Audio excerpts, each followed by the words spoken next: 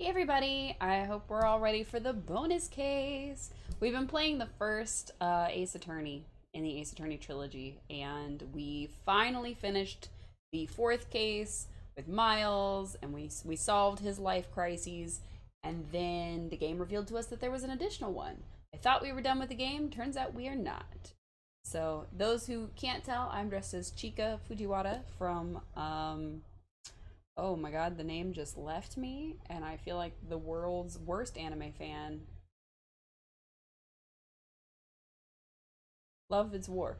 The name of the show is Love is War. Kaguya-sama Love is War. Yep. That's the name. My brain, I don't know where it went. It was gone. It was fully gone for a second.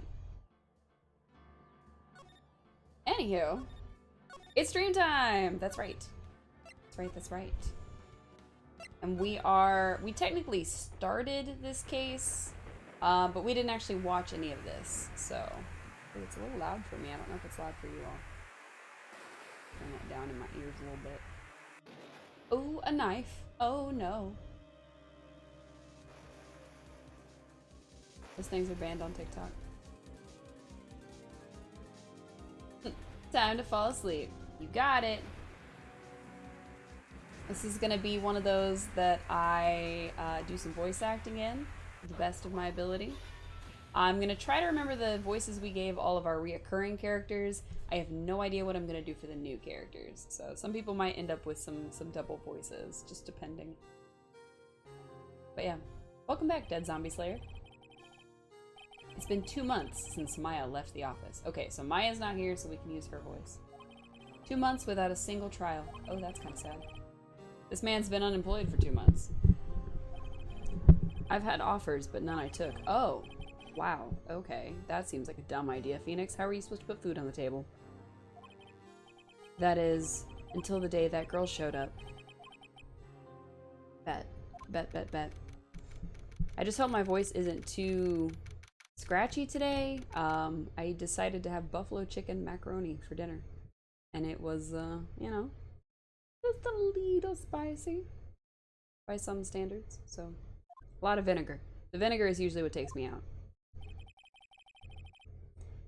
Why do I come here to the office every day? It's not like I want to work. I mean, mood. We don't know who this is, so we're just gonna use Phoenix's voice. There you are, finally. Oh, it's a little girl. Where have you been?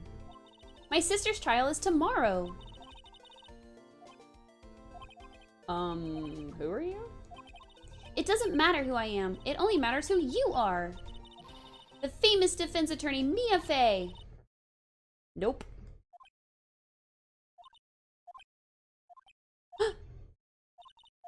Oh, you're not Mia Fey, are you? I'm sorry, but Miss Mia Fey no longer works here.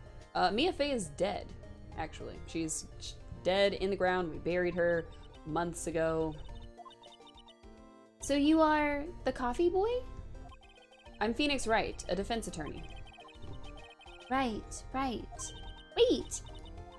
You're the Phoenix Wright? The Phoenix Wright from the Edgeworth murder case? Is that what they're calling it? Yes, that's correct. It wasn't Edgeworth who was murdered, though. That's a relief, then. You're better than nobody. Ouch. I'm sorry. I'm afraid I'm not taking cases right now. But you are Phoenix Wright, right? The undefeated defense attorney? I mean... Look, I'm not accepting any new cases. I'm sorry, but you'll have to try elsewhere. Please! I'm out of time. Come on. My wig cap's showing through. I don't need to see that. But... Please, you have to help. It's my sister. Well, wow. Ugh, right where it hurts. My sister, you know, giving flashbacks to when Maya, could it be? I mean, the resemblance is kind of there. I'm sure they use the same sprite. Okay, I'll hear you out. Really? Thank you so much. My name's Emma Skye. I'm a scientific investigator. Scientific investigator? Alright, let's talk to Miss Scientific Investigator. Emma, was it? So you're a scientific investigator? Yes, that's right. Is something wrong? No, it's just you seem kind of jumpy. Or maybe just young? Young? I'll be 16 years old this year.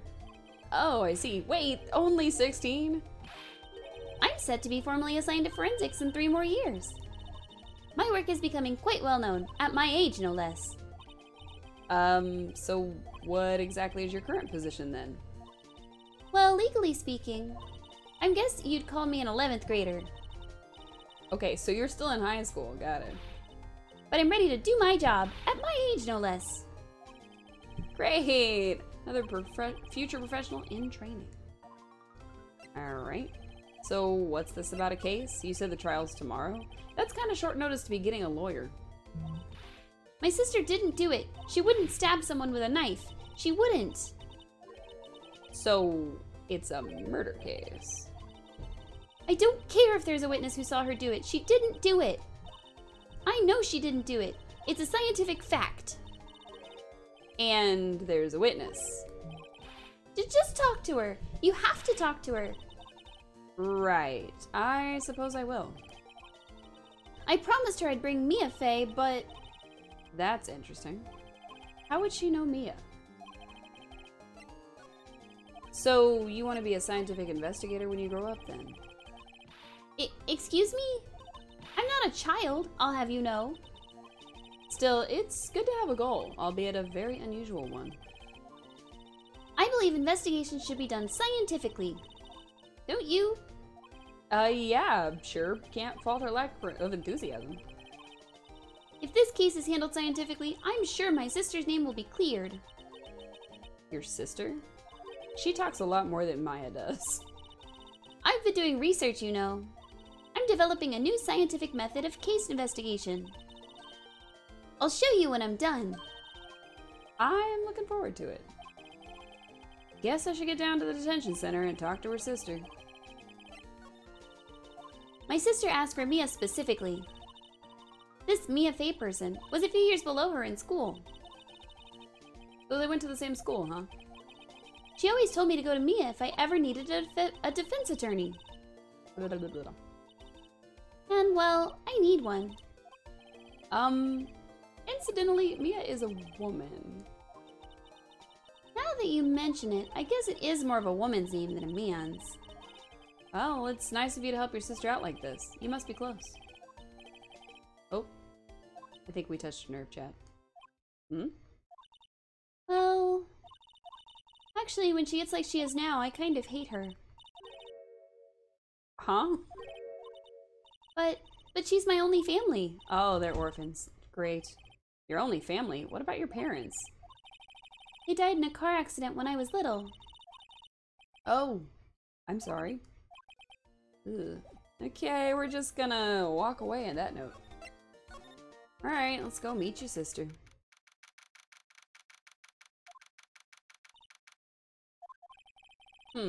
I wonder what's wrong with Emma. She got quiet all of a sudden as soon as we arrived. Oh, good. God, I thought I told you I didn't want visitors. Sorry, ma'am, it's just your sister. No excuses. Or did you not want to raise this year, Understood, ma'am. What was that all about? Oh. Hi, Lana. Funny. I seem to remember specifically telling you not to come here. Perhaps my memory is failing. Look, I didn't want to come here either, okay? But your trial's tomorrow and you still don't have a defense attorney. I'll be the one in court tomorrow. This has nothing to do with you, Emma. Isn't that right, Mr. Wright? Hey, how do you know me? Mia mentioned you. I've heard quite a bit. I'm sorry. What exactly is it that you do? My name is Lana Skye. I'm chief prosecutor for this district. I'm glad we went with that voice just from the jump. I mean, I figured it was gonna be an older woman, so I just went with that, but it worked. You're a prosecutor? I don't know if any of these voices sound different over the mic. I hope they do. Two sisters. One a lawyer? Could this be a coincidence? Emma, Lana. I mean, they're just like Mia and Maya. Is something wrong, Mr. Wright? Coincidentally, those are the same voices we gave. Emma got Maya's voice and Lana got Mia's voice. Hey, lady with a big cross? What, an iron cross and shoulder pauldrons? Okay. There's something you should know from the start. Which is? The suspect in this case has confessed to the crime. Huh? Wait, but the suspect is... Me. I did it. Well, Mr. Wright. Well, why don't you begin by telling me exactly what happened? The crime took place yesterday, February 21st, at 5:15 p.m. That's quite specific. I was in the witness's deposition. Oh, in the witness's. A witness clearly saw me committing the crime. That was a bit of bad luck, wasn't it? The crime took place in the underground parking lot at the prosecutor's office. The body was found in the trunk of my subordinate's car. The prosecutor's office, huh? In your subordinate's car? Trunk? Classy. I was arrested on the spot, caught red-handed, as it were. Well, that's just great. Awesome. I was joking at first, this game might literally put you to sleep. That's okay. You can sleep and lurk at the same time. So who was the victim? An investigator with the police department. I suppose the correct term is detective. A detective? Death was due to a loss of blood. He was stabbed once in the stomach. By you? Death wasn't immediate, but the wound was fatal. I see. Allow me to repeat myself, Mr. Wright. The victim was a detective. You know what that means, don't you?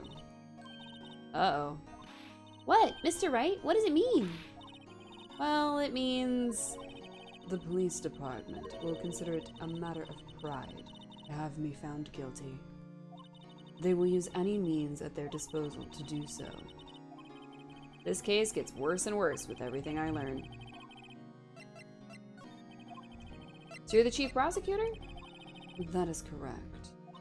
I'm responsible for overseeing every trial handled by prosecutors in this district.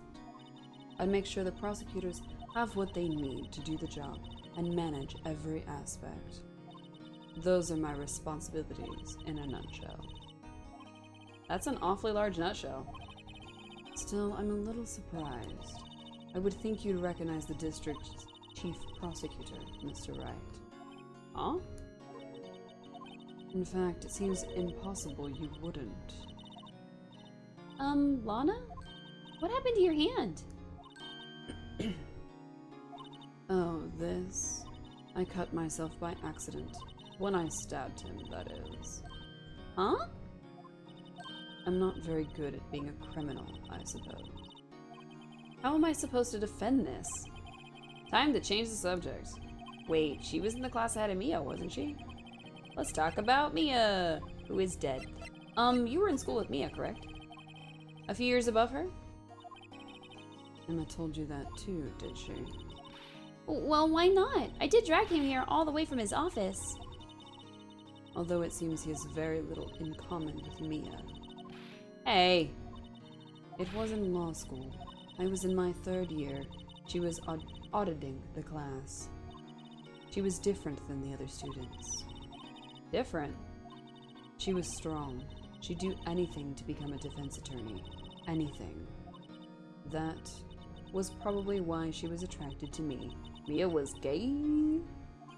Excuse me? Intellectually attracted. Lana was top of her class in school. Nah, she was physically attracted. Look at this lady. I was the best there was. Oh, I'm doing pretty good in school too, by the way. Sounds a bit different when Emma says it. Well, Mr. Wright. Excuse me? As you can plainly see, I am admitting my guilt. I think it's safe to say there's no way you can take this case. None. But Lana... Why? Why are you doing this to me? You never think of anyone but yourself. I know you didn't do it, Lana. I know. So how can you say you did? Ooh. If I lose you, I'll be all alone. I hate you, Lana. Aw. Mr. Wright. Yes? I believe our discussion here is ended. The rest, I leave to you. You mean you're requesting my services as your defense? Don't lose any sleep over it. Your client has confessed after all. The case is over. Right. I'll do what I can to get to the bottom of this. Lana's confessed to the crime, yes, but something doesn't fit. It's that look in Emma's eyes.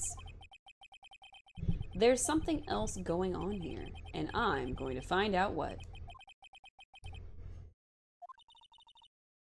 I'm sorry, Mr. Wright. Huh? About what? My sister, she's not always like that, you know. I just never expected to be defending another prosecutor again. She's changed a lot. She used to be so gentle, always smiling. Everybody liked her. I see. Sorry, but I'm having trouble imagining that. What happened to her? I don't know for certain myself. I think maybe well, maybe not. Sounds like there's something here that defies a simple scientific explanation. Let's go check out this underground parking at the prosecutor's office, shall we? Okay. Alright. Let's actually get to some investigating, please. That would be nice. Alright, here we go. So, this is the lot where it all happened? Looks like they're still investigating. Funny that my first visit to the prosecutor's office should be like this. Hey everyone, keep up the good work. Hey, what are you thinking? Well, they are going to be my coworkers 3 years from now, after all. No harm in saying hello. Actually, there is. You know, attorneys aren't supposed to examine crime scenes? Trying not to stand out too much here. Hey there! You expecting to go unnoticed around here, partner? Oh dear. But partner? Oh, cowboy. Alright, let's see what we can do. What do we have here? Looks like a Bambina got loose from the ranch and is up to no good. Folks gotta learn to keep them doggies tied down, partner. Mr. Marshall! Is that a knife? Okay. Marshall looks more like a sheriff to me. But looky here, Bambina. I know how you feel.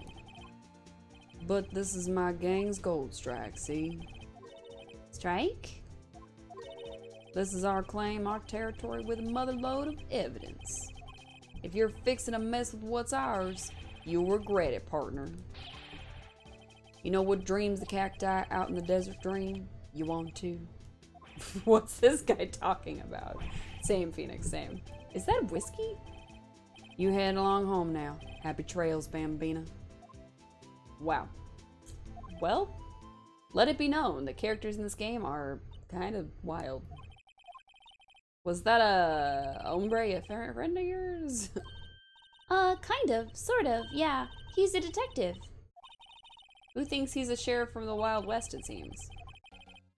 I mean, weirder things have happened. Ooh, my goodness, that is a flashy card. Look at that. The body. Well, no time to waste. Let's get hunting for clues. I wonder what this is. Well, partner, looks like you got no intention of going home quietly. You're right, I don't. The sheriff. Like I said before, this here's our claim. You'd best be moseying along, unless you're fixing to bite the bullet. Oh my god, are you threatening us? Scary.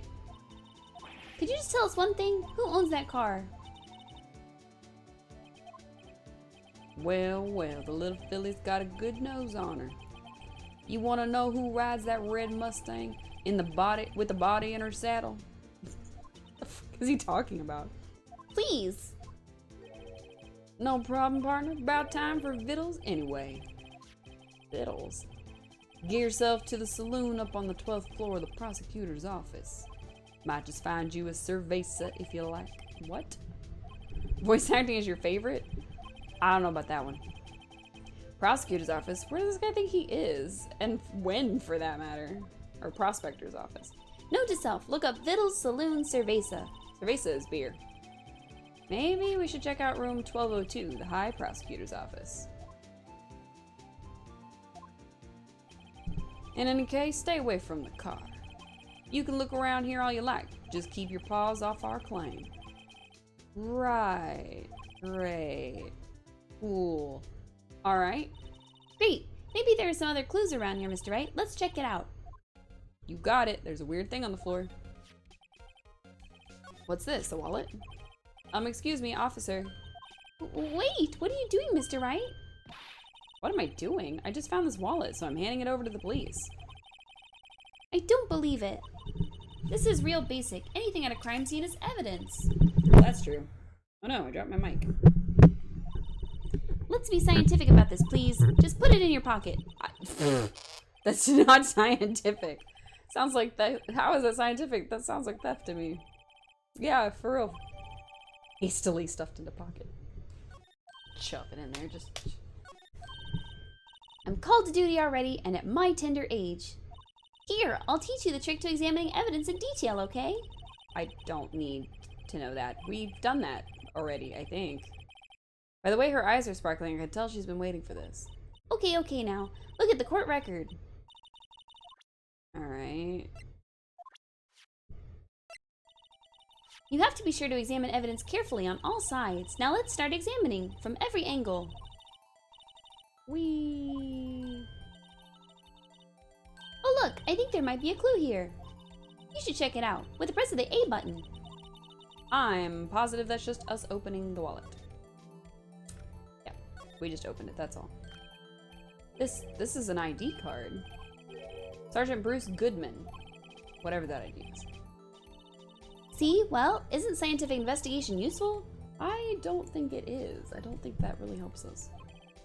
I guess. I don't see what science has to do with it. I just literally opened it. That's not scientific at all. Okay. She's gonna be a handful. Let's be sure to examine every piece of evidence we find. I guess I've got to be on my toes from now on. Excuse me. Were you two all set? Us? Who is this person? Oh look, another lady. What's this? She couldn't be. You're selling lunches? Here? This is a crime scene.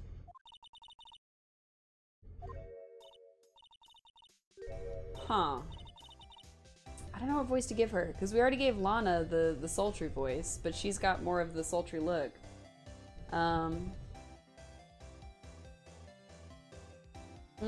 And if we do too much of the southern twang, that's going to interfere with Marshall. Oh, what voice are we going to give her? Oh, I don't know. I guess we could give her the car salesman voice that we gave Red White. Hello, half and half, was it? Oh, thanks. And you, sir? Yes? She needs an English accent. Oh, I can do that. Some crunchy goodness coming at you. Thanks. Interesting way of doing business. Oh, but what if Edgeworth's in this case? Then I can't do the English accent. I have no idea if Edgeworth's gonna be in this case or not, so... I think I'm gonna stick with the car salesman, because the way she talks is a little... This area is off limits to anyone without clearance. Especially passers-by. Or are you officers? No, but you don't exactly look like the type to have clearance. Well, that's hardly a way to greet someone. Even in my days as the cough-up queen are over. Cough-up queen, huh? You know, I'm feeling kind of full. Maybe I'll pass on this lunch. Gross. I'm quite connected to this case, you see. The images are burned into my eyes, you might say. Yes, all the sordid secrets. Secrets? Dear me, you are a slow one, aren't you? I'm referring to the murder, the stabbing of that detective. What? What? A witness clearly saw me committing the crime. You mean you're the witness my sister was talking about? Lee, please, Cough-up Queen, tell us what happened. The name is Angel Star. Don't you go forgetting it. Or before you know it, I'll have you whimpering at my heels. Oh dear. Yeah, we should have gave her the sultry voice. Oh no. Yes, ma'am. Yipes. She means it. Alright. She has a little octopus weenie as a necklace charm. It's kind of cute, actually. A little sushi on her hat. Or a little onigiri on her hat. Love it. Somehow I knew. Yesterday was a day of destiny. I knew something was going to happen. Just like I know that the daily special on Friday every week is salmon. Destiny was yesterday's special for some reason? You're a defense attorney, right? You should know then. You should know the foul misdeeds of the evil ones who haunt this den of iniquity. What? Evil ones? Prosecutors, they have no qualms about blackening the name of innocence. And yesterday they paid homage to the most evil one of all. They gave an award for King of Prosecutors. What a farce. So she's saying there was some sort of prosecutor convention yesterday? I was almost compelled to lace their lunches with something foul. Do you have a personal grievance against prosecutors or something?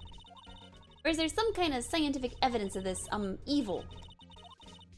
Young miss, mock me at your own risk. Oh, I minimized my stream. You'll soon find out why they call me the Cough-up Queen. That name doesn't, like, none of the voice we're doing fits her, and it's kind of bugging me. Ew. The most heinous of all the evil ones, and the one they awarded yesterday. It was in his car that they found the body. Proof that he devours the evilest lunches of all. Is this, did he just not buy her food or something? Whoever this is? Like, what? Really? Really what? I'm totally confused. Me too. One thing's clear, this lunch lady has a thing against prosecutors. So, what exactly was it that you witnessed, Miss Star? It was a fascinating spectacle, to be sure. I know what they say when they talk about a woman's wrath. To see Lana Skye wield that knife so. Her knife flashed in anger, bringing him to a sad end. It was truly a sight to see.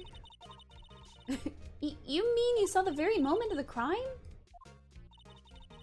The sound of his silvery ties. The sound of his silvery ties to this world being cruelly cut still rings in my ears. I don't think stabbing somebody makes that loud of a noise. I can't confirm that, but... And the rhythmic beat of Lana Skye's knife. Wait a second, you know Lana Skye? Of course. It's quite a feat becoming chief prosecutor. Are we the only ones who didn't know? How many lunchboxes of sin did she pack to make that journey, I wonder? She always travels light. Now why would this pretty lunch lady know the chief prosecutor's name? I mean, we didn't. Could we ask you a bit about yourself, Miss Star? I come here every day to sell lunches. I import only the freshest and best from the Far East. For some reason, the box lunches are a hit here. Why not make the lunches here rather than import them? Did you say something? No. only true connoisseurs can understand. The kind you can only tell someone who has tried General Tso's Trilobite lunch set. What? Never mind, you win. I am not eating that. Ever. I don't even want to appreciate part of a Trilobite's flavor. Anyway, I come here every day to sell lunches. My boyfriend works in the security room here at the prosecutor's office. Your boyfriend? See the security room over there? The glass-walled booth? I sell my lunches, and since I'm here anyway, I drop in to see him. Since you're here anyway, I guess selling lunches is more important than romance. To scientifically analyze the data available so far, you, Miss Star, are a lunch vendor with an ulterior motive for coming here. Useful analysis. Not. Oh, Phoenix, that's mean. Did you have a bad experience with a prosecutor, Miss Star?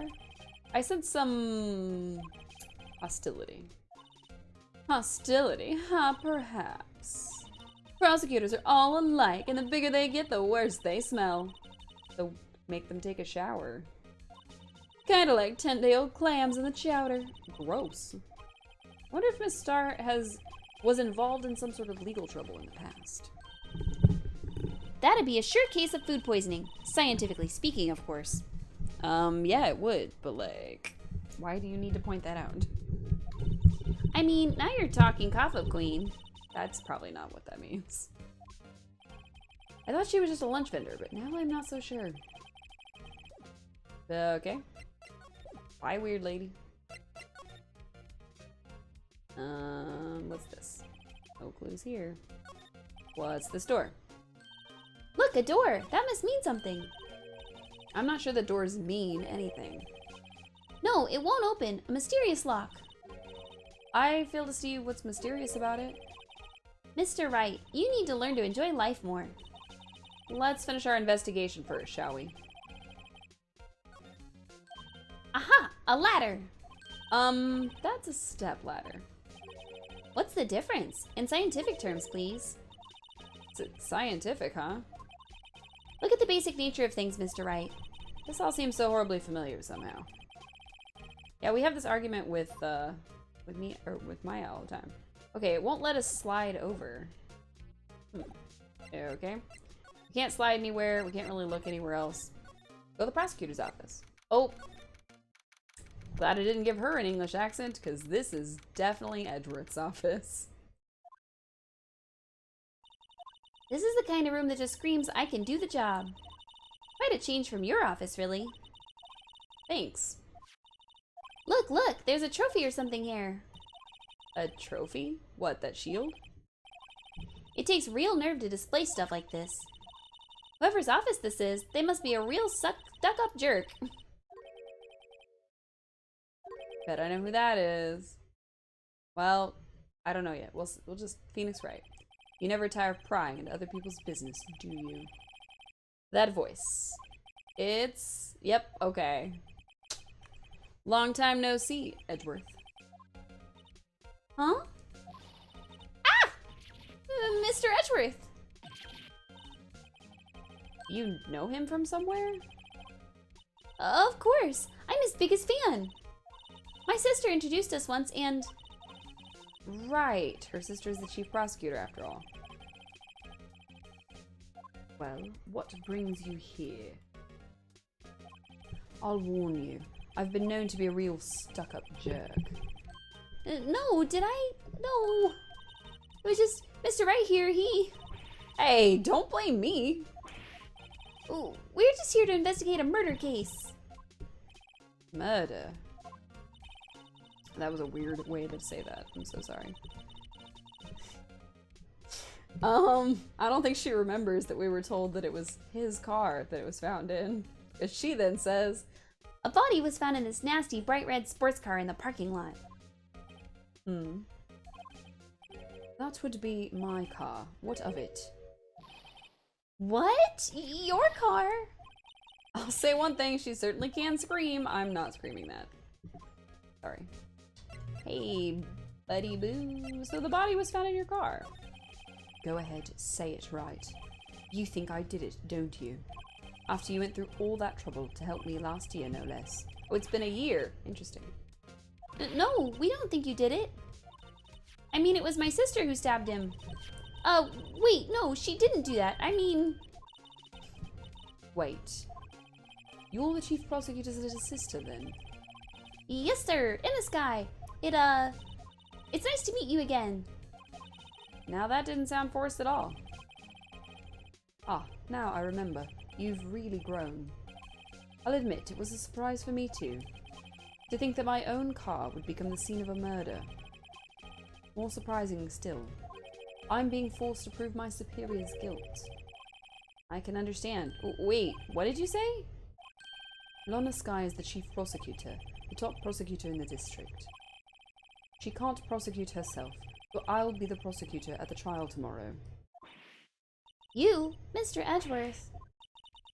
To be honest, it's a bit of a miracle I'm still here at all. What do you mean? Rumors. You've heard the rumors about me, haven't you? Yes, we have. That's what got us started. Miles Edgeworth. It's hard to remember a time when there weren't rumors about this guy. Does Miles Edgeworth is gay? Forging evidence, arranging false testimonies, illegal searches, you name it. Thanks to you, my innocence was established at the trial at the end of last year. However, there are some who say I'm the one responsible for the current incident. Excuse me. What? That's crazy. Some people need very little excuse to think ill of others. It's a fact of life, impossible to stop. But... Some of them even go so far as to present me with toys like this. They think it's funny. Toys? That bronze shield? There's gotta be a story behind that one. Chief Prosecutor Skye, yes, we first worked together on a case 2 years ago. It was my first big case. That's right, I remember. 2 years ago? I wasn't even a lawyer yet. Oh, okay, so it hasn't been a full year. I think it's just been like end of the year to now. So last year. Since then, I have always felt she was looking out for me. It appears I was mistaken. Mistaken? Why? I mean, I know she's not the warmest person, but I'm sure she felt some responsibility for you. Then why? Why did she stab someone in the trunk of my car? Not only that, she stabbed him with my knife. What? Mr. Edgeworth, your knife was the murder weapon? To be specific, it was the knife I keep in the toolbox of the trunk of my car. Let's see, usually in Edgeworth's toolbox, traces of the victim's blood, no prints. Why does he have a knife in his toolbox? What do you need a knife for? At the ready, Edgeworth. Are you running around like moonlighting as a stabber? Edgeworth? What? Are you sure you didn't do it?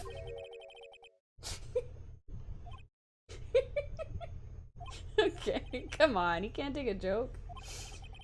He's using it to cut fruit, then why is it in his trunk? It's in his trunk toolbox. That's weird. You have a strange sense of humor, Mr. Wright. I mean... Clearly this is meant to like implicate him or something, so... I've been wondering, what the heck is this? It has a big K on it. Prosecutors. Huh? What's that? It's the King of Prosecutors trophy. King of Prosecutors? It's a great honor. They sent that shield to the best prosecutor each year. What? So? So that K, that's... K stands for king? Yeah, you got a problem with that? I didn't design the thing. King of Prosecutors? Kinda like Employee of the Month, only better. Okay. Nice. Wow. My, what an amazing bouquet. Just right for Mr. Edgeworth. I wasn't looking at the bouquet. I was looking at Steel Samurai. No kidding. Hey, there's a card on it. Back from the dead, Wendy. Wendy? I've heard that name somewhere before. And beside it, a giant steel samurai. Wow, I want one. Huh? There's something written on the bottom of his foot. Between a rock and a hard place, Wendy. Wendy? Is she Mr. Edgeworth's fiancée? No. Oh, I hope she's not in this case. I don't think so. I hope not.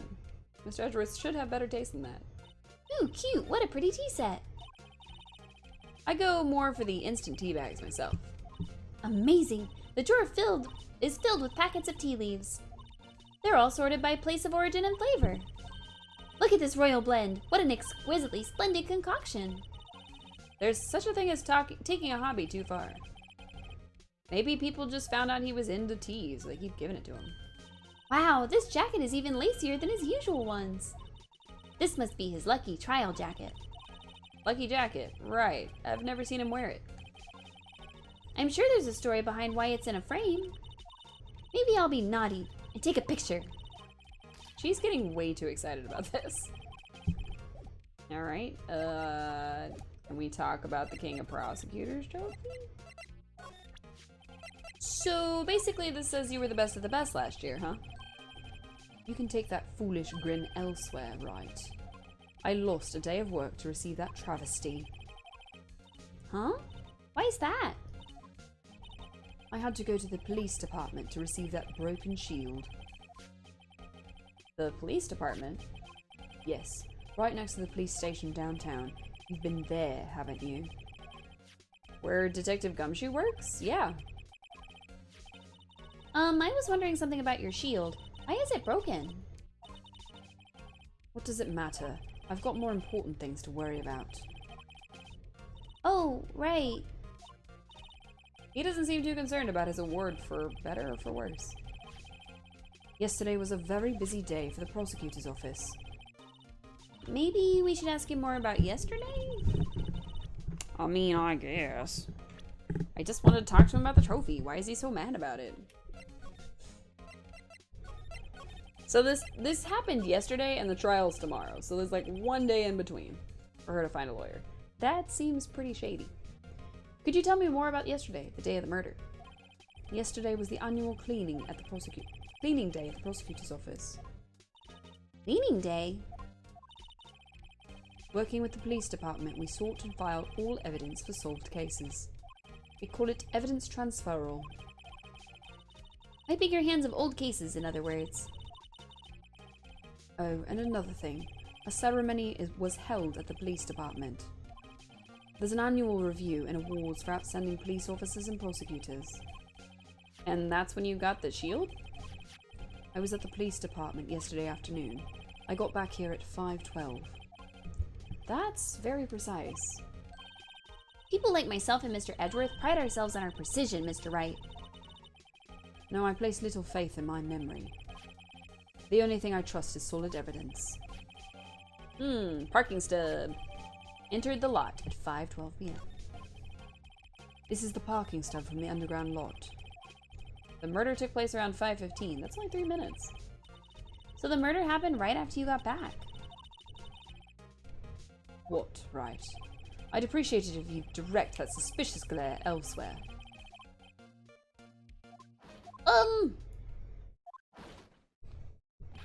Excuse me, but is Mr. Edgeworth anywhere on the premises? I'm Edgeworth. What is it? I'm here, sir, at the request of the chief, sir. I've got your report, sir. Report? What? Did you just find new evidence in the case against Chief Prosecutor Skye? I don't like the way this conversation is going at all. Skye, sir? No, sir. No name of that kind, sir. Not in this report, sir. I think I just heard Edgeworth's lid blow. Mr. Edgeworth's lid isn't on very tight, is it? I made a clear request to the police department, did I not? I need to focus on the trial tomorrow, so don't bring me anything unrelated. Sir, but sir! I'm just following orders, sir! They told me to bring this to you! I wasn't aware of the particulars of your arrangement with us, sir! Give me your name. Yes, sir. Meekins, sir. Officer Meekins. Right, Officer Meekins, take your report and leave. And good luck with that raise next month. But sir, I didn't know. Poor guy, looks like he was absent on the day they gave out brains, and good luck. Hi, Glenn Travis. Right. Yes, sir? You caught me off guard. As you can see, I'm busy. You may leave now. That was a sick burn. I know, right? Well, let's do what he says, Mr. Wright. Can't miss brain day, or good luck day for that matter. The victim was a detective from the same department as that patrolman just now. Go down to the police department. You can ask more there. Thanks. He seems to have finally calmed down at least. See ya.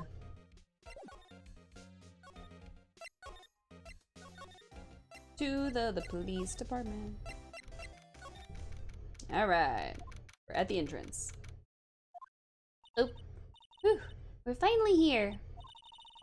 Why would they put the police department so far from the prosecutor's office? Beats me. That took almost 30 minutes by taxi, and traffic wasn't even that bad. The police department, huh? I've only ever been to criminal affairs next door. Hold on, what's that?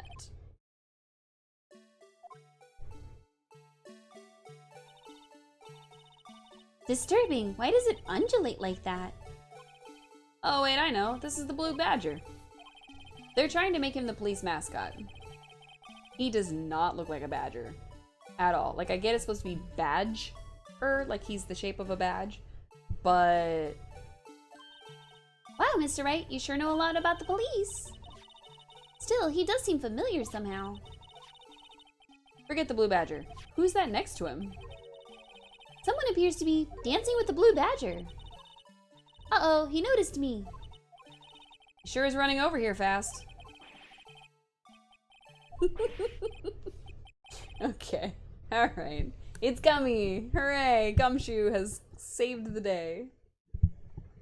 Hey pal, what are you doing here? That's my line, Detective Gumshoe. Specifically, why were you dancing over there? What, well, at least he doesn't seem to be busy. This is our chance to get information.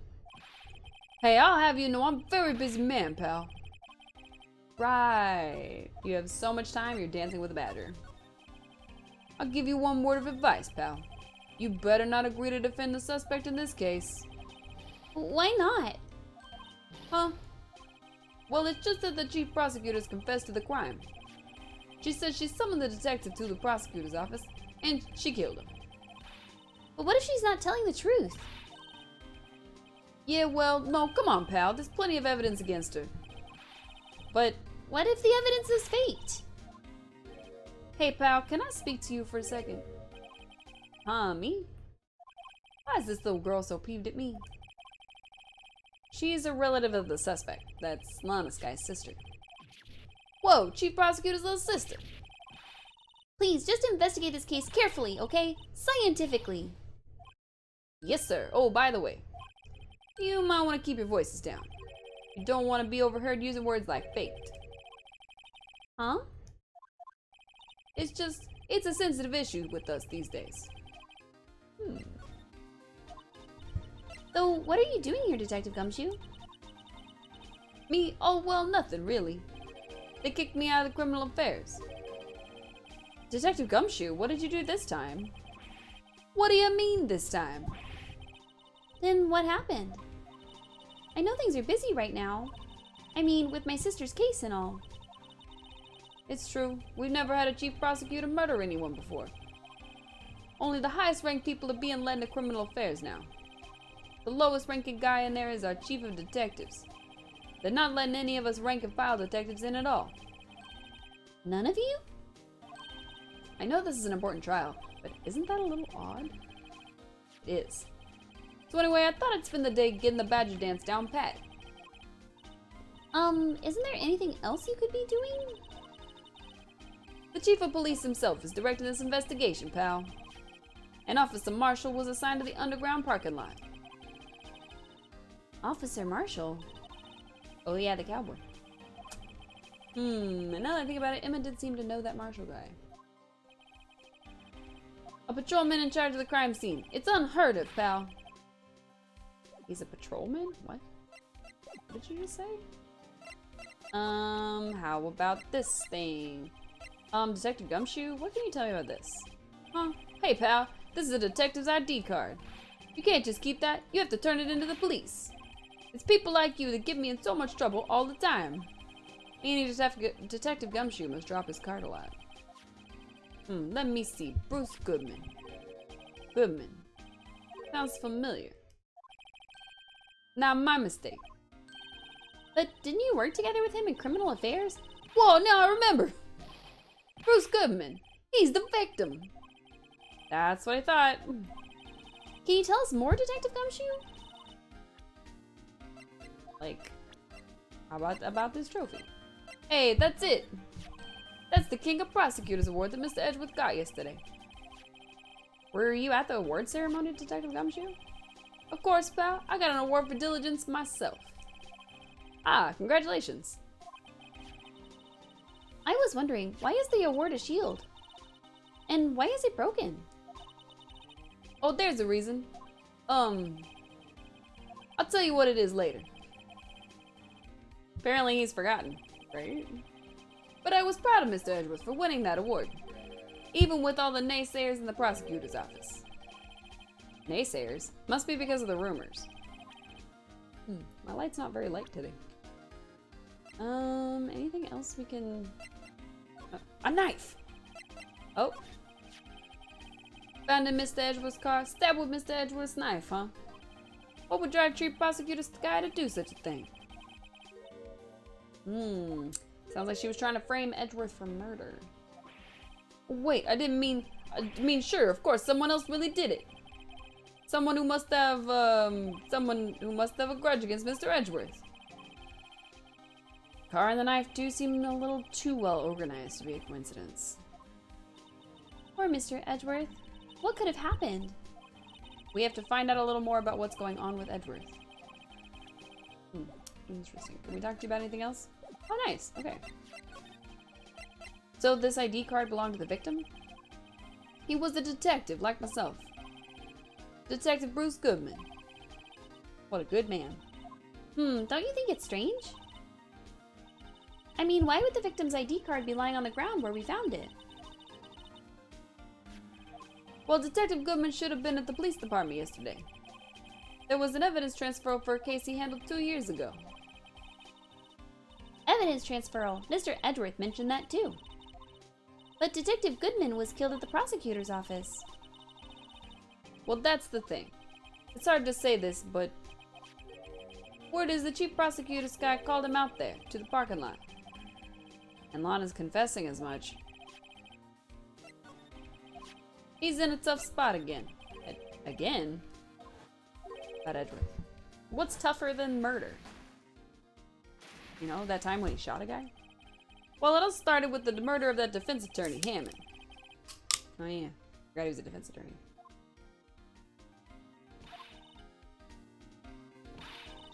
But Mr. Edgeworth was found innocent. Listen, pal, there have always been rumors about Edgeworth. Forging evidence, making deals with witnesses. Nothing outright, but there's always whispered rumors. Ever since he was accused of murder, no one's whispering. They're practically shouting. But there's no evidence against him. Well, Mr. Edgeworth has always had unusually strong ties to the department higher-ups. It's only natural that people would be suspicious. I had no idea he was under the gun. I mean, he had ties to the higher-ups because he was basically Von Karma's adopted child, and Von Karma was like a god at prosecuting. So, yeah. Anyway, this latest case has started a new rumor. People say the only reason he took this case is because he's aiming for the chief prosecutor position himself. What? But I know the truth, pal. Nobody wants to be the one who has to prosecute the chief prosecutor. Mr. Edgeworth is biting the bullet on this one. He's doing this for all of us. I don't know why we gave him this voice. It just kind of happened. Alright, can I go inside? No? Great. I was wondering about that. What, the Dancing Blue Badger? It's my masterpiece. You made this, Detective Gumshoe? The Chief threw together some designs, and I just did my thing, pal. Nice work. It's battery powered, so it can go anywhere. There's no switch, so it just dances and dances and dances. It's just dances until its batteries die. That's kind of sad. Poor Blue Badger, fated to dance until he drops. Right? That's what I was thinking. Alright. The work of art. And that's all I know about that. I'm not officially on the case, you know. Thank you. Why aren't you handling the case, Detective Gumshoe? We met the guy who is. What was his name? The guy in the parking lot? That'd be Officer Marshall. He was appointed directly by the Chief of Police. Officer Marshall? Is he some kind of Wild West sheriff or something? No, Jake Marshall's just a regular officer. From West LA. For a moment there, I wasn't sure. Look, pal, let me try to make things a little easier for you. Show them this. They'll let you examine the crime scene. Maybe. Interesting. I'll be surprised if this gets us anywhere. Just act like you're supposed to be there. Nobody will look at you twice, pal. Alright. Bet. Thanks, Gummy. Alright, underground parking lot. We're back. Looks like the investigation is still going. I have to be getting back to the shop. Mystery. What do we think LA stands for in Ace Attorney's weird Japan USA hybrid setting?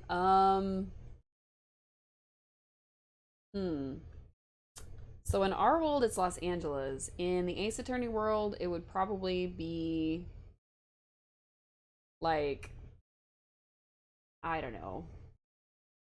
I don't know a lot of Japanese words off the top of my head that start with A, so probably be like Los Arigatos or something. I don't know. Let's see. Okay, I think that's... Looks like I'll be stuck in his pit till the sun sleeps. You can buy Los Arigatos? Nice. Nailed it.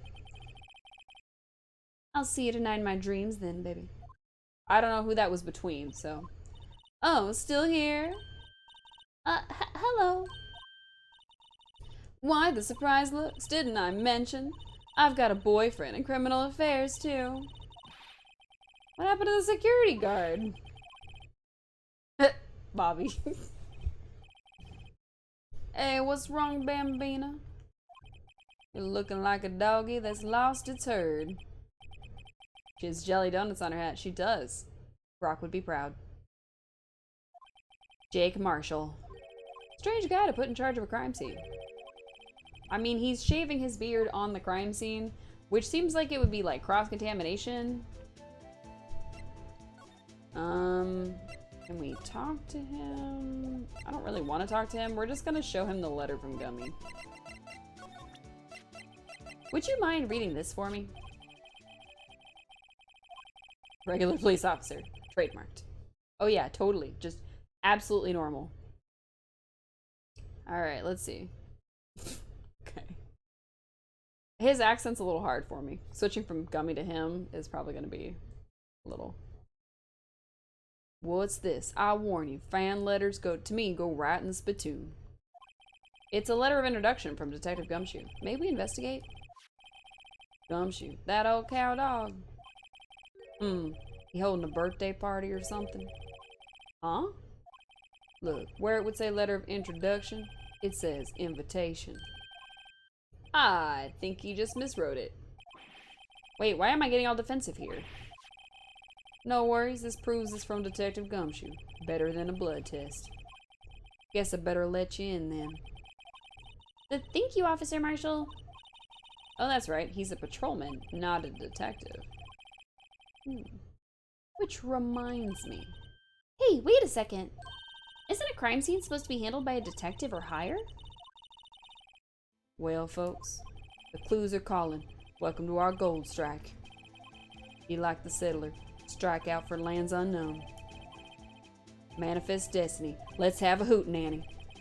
Is he rhyming, rapping, singing? What is happening right now? Note to self, police investigations are like settling land. They are not. Well, Mr. Wright, what do you say? I say I won't be needing this anymore.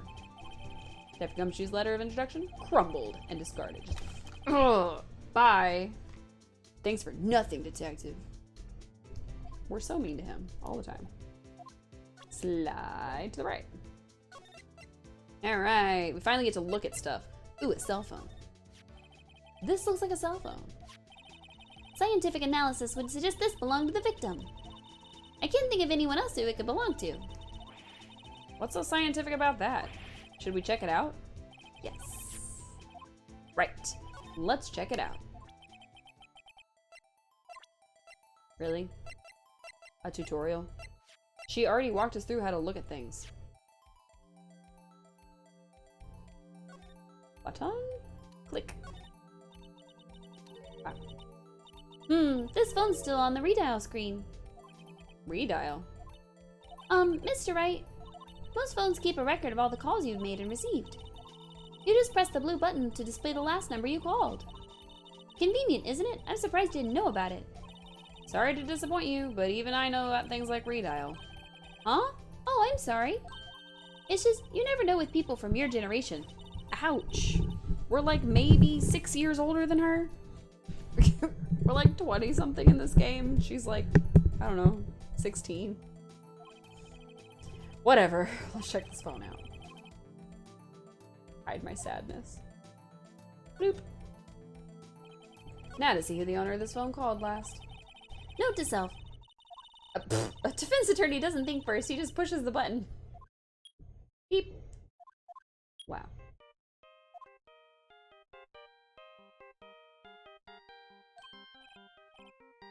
Hey, that song, I know that. Yeah, so do I. That's the Steel Samurai theme song. Hey, what's going on over here? Over there, sorry. Ah, oh, sorry. I see you, partner. You pressed the redial on that there phone, didn't you? Well, yeah. Whose phone is this anyway? It was on the ground over there. Whose is it? That belongs to Chief Prosecutor Sky. What? It's my sister's? She apparently dropped it when she was taken into custody, right after the crime. Look, the last call was made right when the murder occurred. Looks like she was fixing to call someone. Except she only spoke for a few seconds, according to this. Who did she call? No idea. Sorry, partner. Bet I know. Now I got a question for you, partner. I heard a phone ring just now. One of those newfangled ringtones. Oh, that? Oh. I'm sorry, that was my phone. What? Your phone? Yeah, it's kind of strange, but someone called me right as we picked up the other phone, a wrong number. I hope you're not lying. They shoot you for that in Texas, partner. Do they? Do they shoot you for lying in Texas? Does anyone know? Apparently they shoot you for lying in Texas. Look, guys, don't go to Texas and tell lies, because they just shoot you. They just shoot you, and that's it. And that's just gonna be the end of your life. They're just gonna shoot you for lying. Clearly. They just bust down your door and shoot you every time you tell a lie. If you're in Texas, don't tell somebody the wrong size of something, because they shoot you for honking here, so I can't. Yeah, I guess so. Oh my. Look, if you're a guy or a person with a penis and you're in Texas, do not misrepresent your size, because you will be shot. That's lying. You're gonna get shot. Height, shot. Weight, shot. Doesn't matter. Don't lie. Uh-oh, I've incited the wrath of the Lone Star Patrolman. Wow. The last call was made at 5:18, so 3 minutes after the murder. Ooh. Interesting. Was it made to us? This rope, is it? Yep, they laid it in the outline of the victim's body. That is a weird way for him to be. So, wait, the victim must have died when the killer closed the trunk on him. You've got to be the only person I know that would come to that conclusion. I want to investigate the car closer. Can I do that? Oops, we already clicked on that. My bad, my bad. This appears to be the car where the body was found, obviously. Looks like the lock on the trunk is busted. The crime took place in the underground parking lot of the prosecutor's office. Yeah. Rip, next time you go to Taco Bell and they ask you if you want taco case for a party instead of just me. Yep. You gotta admit that it was you, otherwise they're gonna shoot you on sight. Quite the luxury car. It just screams I have money to burn. Yeah, prosecutors get the big bucks. Oh, poor Phoenix. He's broke. Huh. What's this? Some sort of note? Look, something's written on it.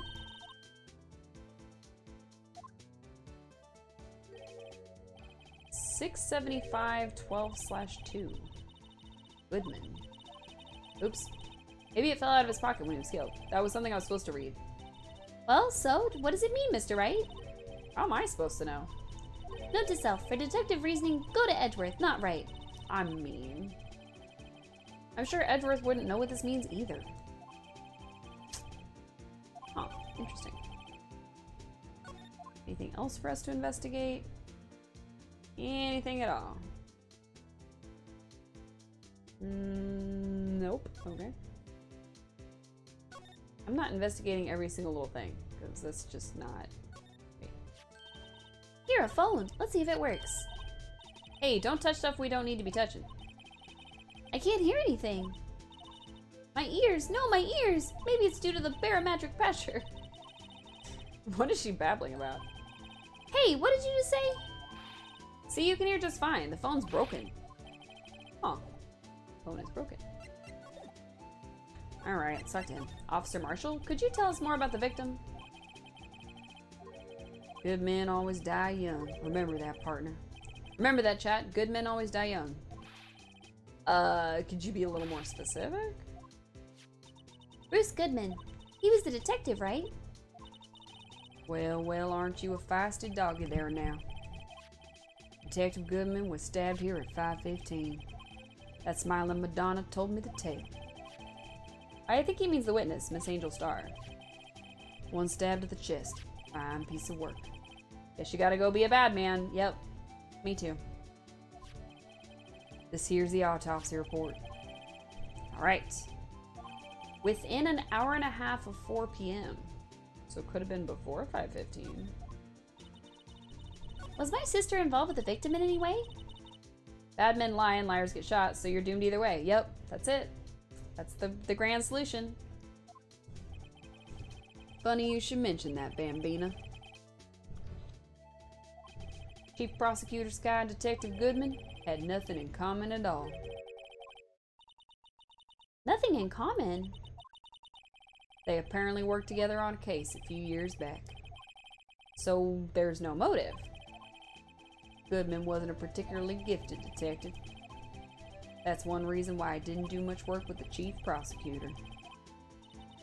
But my sister's called the victim here on the day of the murder, right? Here to this parking lot? So it seems. Like calling an unarmed man to a shootout at high noon. I don't mean any offense, but Officer Marshall, you're a patrolman, right? Not a detective?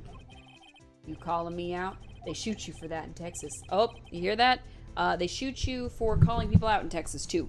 So no lying, no calling people out. That probably explains a lot there, actually. Can't call people out, so... If they are lying, you can't call them out for lying, because you'll get shot for that, too. Oh, that explains the politicians. You bet this guy is from Calgary. They said he's from West LA. Huh? I was one of them fancy shoe detectives until 2 years ago, to tell you the truth. Oh, really? Now he tells me. But you're a patrolman now, so how can you be in charge of a crime scene? Nothing gets by you, does it, Bambina? So why are you in charge? No reason. We're just short on hands right now. I'm keeping an eye out in the meantime. That's right, he's a Californian pretending to be a Texan. He's basically a butch. Oh no. That's odd, though. Detective Gumshoe was saying he had nothing to do. Nothing important, at least. He's nothing but a sad old cowdog that can't find his own tail. Maybe that it's because he runs with that Edgeworth, eh? Detective Jeb. Beautiful. Edgeworth? That cowdog's been kicked out of this cattle run by order of the chief of police. Just you don't realize it yet. Detective Gumshoe? Kicked out of the investigation? So there's no connection between Detective Goodman and my sister. That's correct, but there's a gold mine of evidence against her. Huh. And the prosecutor tomorrow's none other than Edgeworth himself. I'm afraid your sister's fate is decided, Bambina. Many condolences. Officer Marshall! Yeah, Bambina? How can you say that? You and my sister, you were... There is something between this cop and her sister that I don't know about. Probably. I apologize, Bambina. Something must have gotten to me. Maybe it's that dry wind that's a-blowing through the prospector's office. Dry wind or ill wind, someone's up to something here, but who? Suspicions about Mr. Edgeworth have been flying around for nearly 2 years now. Forged evidence and arranging testimonies, you mean? He was unbeatable because he did whatever it took to win.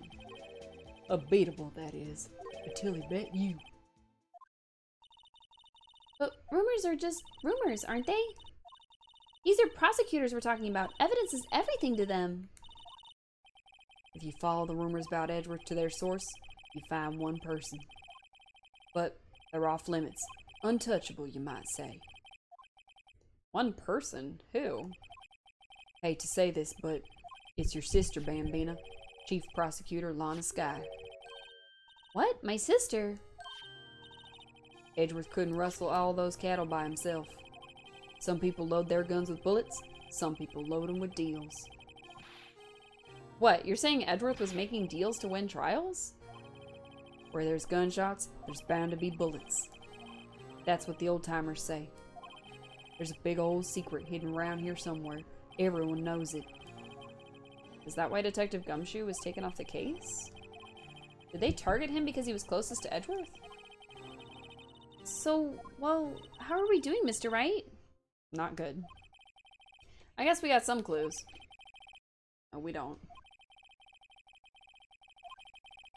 We have an autopsy report, a note from the victim, and a cell phone. So, you think we'll be okay? Well, the only thing that's still bothering me is Lana's confessing to the crime. She says she did it. No problem. I can guarantee that she's not the criminal. Oh, by the way, Emma. Yes? I know that song your phone plays when it rings. What?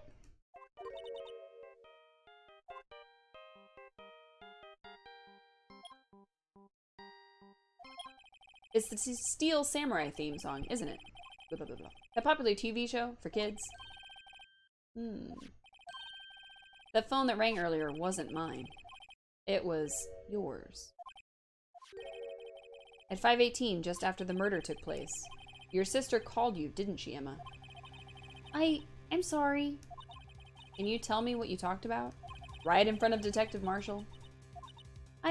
She hung up right away. Right, Phoenix is like, you're a fucking weeb, Emma.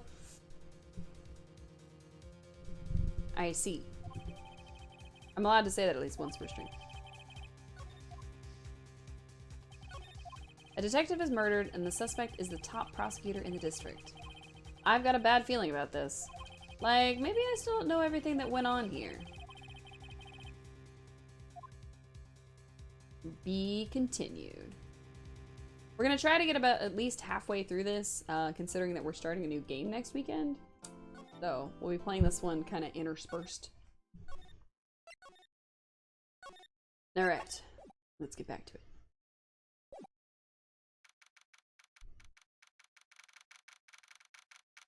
Which game are you starting? I am starting Everdream Valley, which is a new cozy game that just came out not that long ago for PC and for PlayStation, but They have their release date for the Nintendo Switch next Friday, I think. So next Friday it's coming out, and then we'll be playing it on Saturday. I'll probably be playing it for a good chunk. I might start early next Saturday, we'll see. How did the investigation go yesterday, Mr. Wright? Frankly, there's still a lot of gray areas. Or rather, the whole thing is one big gray area. Don't worry about me, no matter what the outcome. I'm ready to accept my fate. I believe in you, sis. Mr. Wright, let me offer you a word of advice. Yes? A defense attorney should never believe their client. But Mia taught me that we should always believe our clients. The defendant is called to trial because they are suspected of wrongdoing. Never forget that. Miss Sky, you remind me a lot of Mia. But there's one decisive difference between you and her. And that is... They announced the Apollo trilogy being remastered, so now you have 3 more Ace Attorneys to play. Heck yeah! So that's going to be coming out next year.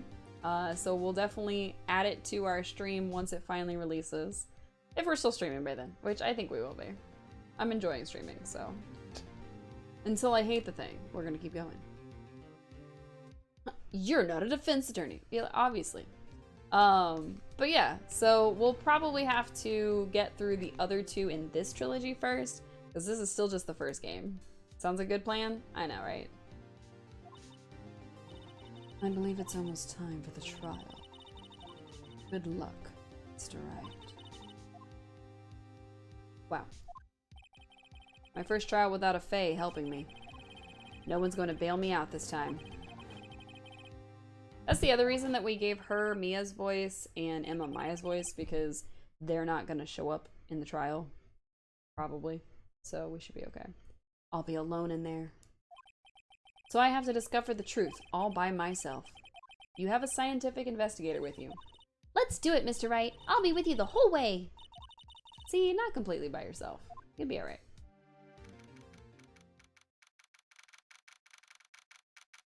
Wow. That took forever to type out, apparently. Orders now in session for the trial of Blonde Sky. I forget what his voice says. I think it was that. The defense is ready, Your Honor. The prosecution has been ready for a while, Your Honor. Edgeworth. It's been 2 months, but I haven't been in a courtroom since his trial.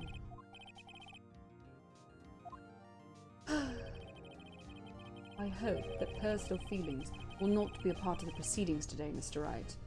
Yeah, don't bring up our love, Mr. Wright. Huh. I will choose the path I think is right, regardless of what those around me might say. The judgment is to be made here in our hands, not those of anyone else. Keep it in the bedroom, Phoenix. Gosh. Very well, Mr. Edgeworth. Your opening statement, please. Chief Prosecutor Lana Sky has committed an unpardonable crime. Not only this, but she was rash enough to commit it in the prosecutor's office lot. Wow, he's much more forceful in person. I suddenly feel like confessing to everything. What have you done, Emma? What are Emma's secret crimes? We should guess. However, she will now pay for her rashness with her life. We're gonna execute her immediately after the trial. Being a weeb, that is a big sin. There was a witness to her crime. A professional witness. Well then, call your first witness, Mr. Edgeworth. The prosecution calls its first witness, Miss Angel Star, to the stand. The cough-up queen? She hasn't explained what that means yet. And she got jelly donuts on her head, so we'll see how this goes. Haven't I seen you somewhere? You ordered the caviar lunch, right? Oh, caviar. I've never eaten caviar before. The judge is really wolfing it down. And for you, I have a Fiesta bowl. Thanks. Will the witness state her name and profession? And you, sir? Did you order the fingerprint lunchbox? It's too early for lunch. Your name and profession, please. Well, Your Honor, how does it taste? Well, this is why everyone raves about caviar. It's so tasty it hurts. I always thought caviar would taste like pickled tapioca. What the heck does pickled tapioca taste like? Has anybody had caviar? I can't, I'm allergic. But if anybody's had caviar, does it taste like pickled tapioca? That's what I need to know. Name, profession, now. Me, the name is Angel Star. Don't go forgetting it. I find myself running Lunchland these days. Is that what you wanted me to say, Mr. Edgeworth? Very well, witness. Please describe the incident to us. The prosecution will wait. I'm not finished eating. Hurry it up! Very well, Mr. Edgeworth. As you know, we usually call on the police to provide a description of the crime. Your Honor, as Mr. Edgeworth has said to the court, I am a professional. Uh-huh. What exactly does that mean? Until 2 years ago, Angel Star was a special investigator with the police. She was a first-rate homicide detective. What? Miss Star was a detective? Ah! Oh, I know who you are. Puffa. Alpha Queen Angel Star, Your Honor. Long time no see. Very well. You may continue with the description, Miss Star. Judge, do you have some sort of relationship with Miss Star? You got a lot of boyfriends. Just who is this lady? It's the dominatrix. If I might have the court's attention over here. I bet she is. The parking lot of the prosecutor's office is divided into 2 blocks. A block is for the prosecutor's office personnel. B block is for visitors and clients. A chain divider separates the 2 blocks. I suppose that's to keep visitors from taking up prosecutor spaces, yes? The crime took place by a car in the back of A block, in the car's trunk. The killer stabbed the victim with his knife and went to drive the body out. Unfortunately for her, there was a witness, and arrest was made on the spot. And who was this valiant witness? Why, it was me, Your Honor.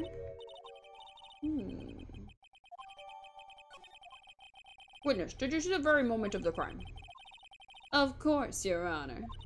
Immediately after that, I apprehended the chief prosecutor. It seems rather cut and dry, doesn't it? Well, Mr. Wright? I can't agree on principle, Your Honor.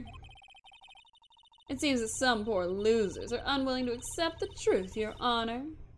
Shall I proceed to crush what little hope they have remaining? If you can, then give them your worst, Miss Star. Wait, are they talking about me? Yes. The judge is definitely on her side. It's gonna be difficult. Great. Great. Okay. Somehow I always knew a day like this would come.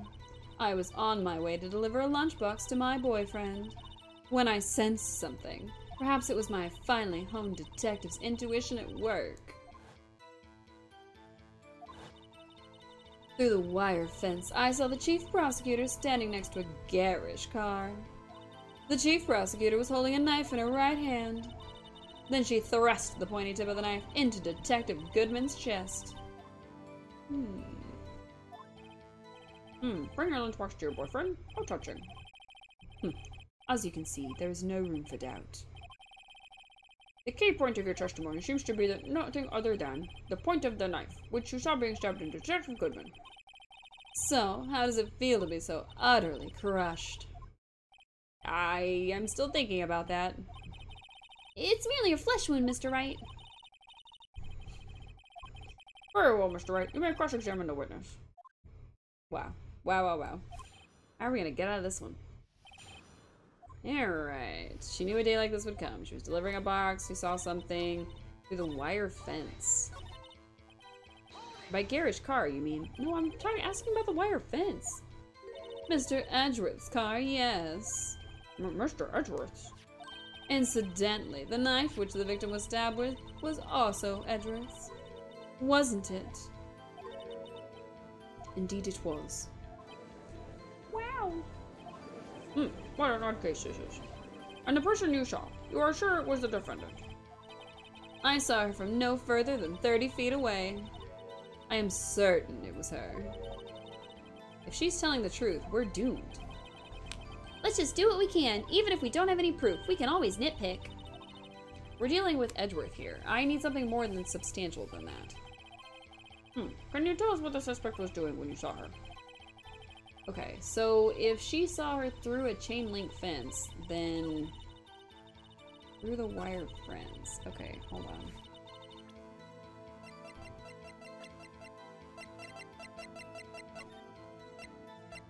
If she saw her through the wire fence, how did she get to her?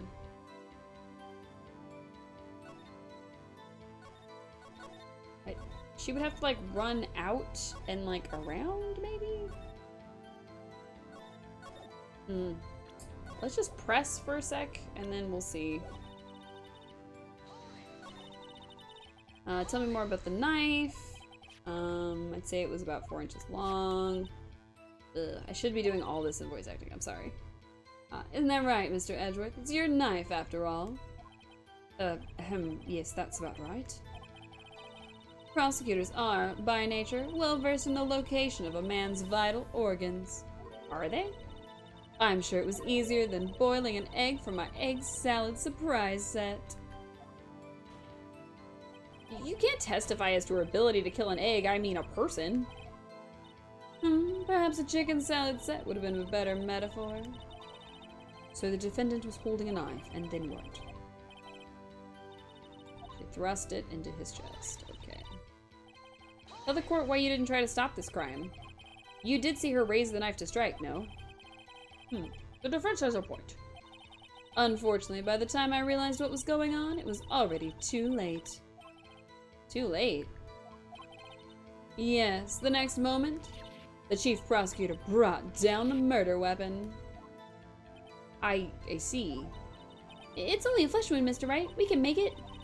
You said that before. Anything else? Scientifically speaking, Miss Starr's testimony is flawless. Sounds pretty fatal to me. Well, what do we do? Is this it? Is my sister guilty? Let's just keep our heads cool and press the witness a bit, shall we? Alright. For some reason, having her panicking next to me makes me calmer. Don't smile like that. Okay, so we have to press everything. We knew a day like this would come. How did you know? I respect the prosecutor's basic abhorrence of crime. Yet their methods are ugly and twisted. Twisted methods will always lead to tragedy.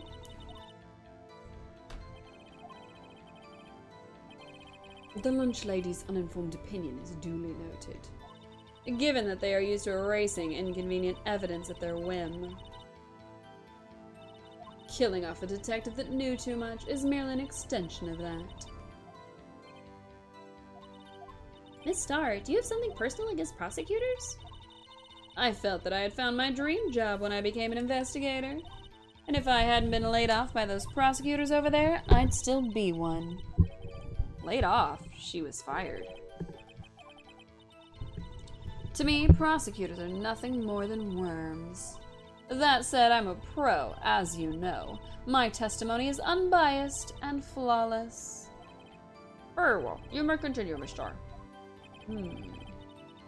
On my way to deliver a lunchbox.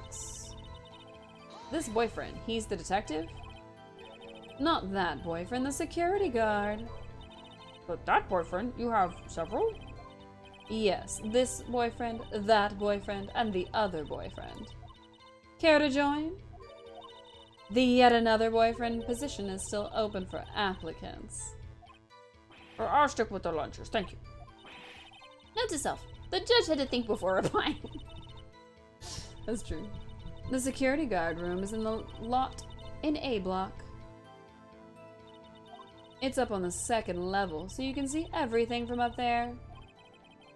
That would be the room with the security sign. Incidentally, did you bring your lunchboxes by car? Since I'm a visitor, I parked in B block. So she was in B block when she witnessed the crime?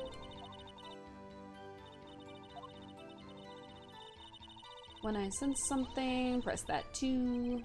You sensed something? So you're saying you had a premonition of the murder? It felt like, how would you say? Oh yes. It was like the feeling you get when you view a pumpkin chock full of seeds. I have no idea what that means. Speaking of a detective's intuition, wasn't the victim, Mr. Bruce Goodman, also a detective? Yes, well, he was like a young cheese. Young cheese? A pale white cheese, not yet tangy with experience on the streets. A greenhorn. Then I must be hard-yellowed and sharp as a tack. Yeah, with the odor of an old cheese to match. Emma, please. In any case, there in the lot, I felt something stirring in the back of my mind.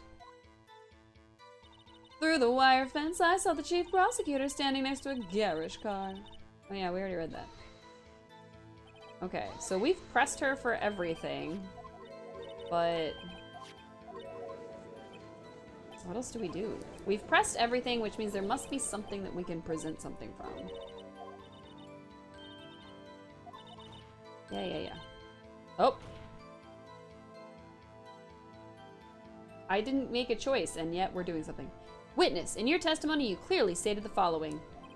Prosecutors are nothing more than worms. Ergo, you are a biased witness. You might want to keep those silly opinions to yourself in the future, rookie. Huh? Rookie? Unless you're willing to risk the consequences of doubting me. I'll fry you like a fritter, crispy on the outside, chewy on the inside. That was inspiring. I believe I've heard that tagline somewhere else. You could cry plagiarism. I may be relegated to the lowly post of lunch lady, but my instincts are honed. Whoa. A photograph? You took this? The moment I witnessed the crime, my reflexes took over, and snap, I took a picture. In fact, one of my lunchboxes is rigged with a camera. I suppose that's more exciting than just hanging it around your neck. Witness, why am I only seeing this photograph just now? You think I'd show it to you, a prosecutor? Think again. My boyfriend works in the photography division of criminal affairs. Oh, excuse me. Well, this is most certainly the defendant. Uh-oh. Uh-oh. That is unmistakably Lana Skye. So, what was the defendant doing at the time? Ooh. We gotta look at that photograph a little more. Okay, so she's definitely in A block. And it's from behind the chain link fence, so... Yeah, I don't know. I don't know what to make of the photo. Oh, we already pressed that. My bad. Mr. Edgeworth's car, yada. We already did all that. We already did that. Skip. Alright, let's see. I'm certain it was her. And I took a freaking picture.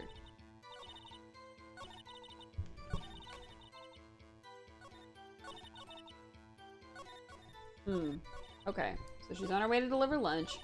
She sees him standing next to a car, or sees her standing next to a car, who's holding a knife in her hand.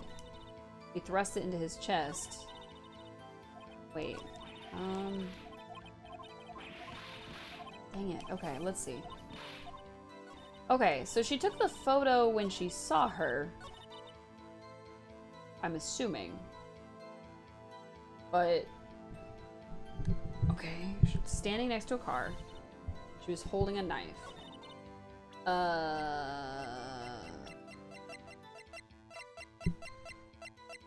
I mean... it was supposed to be the moment of the crime, but... this looks like after the crime?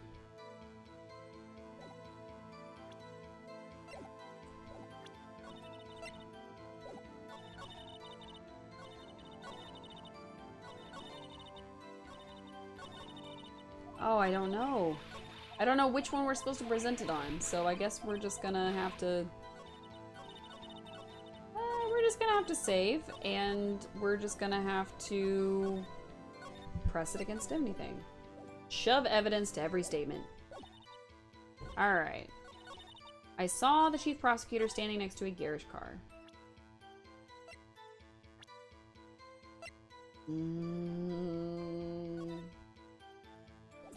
Maybe this one? He said objection. Oh, nope.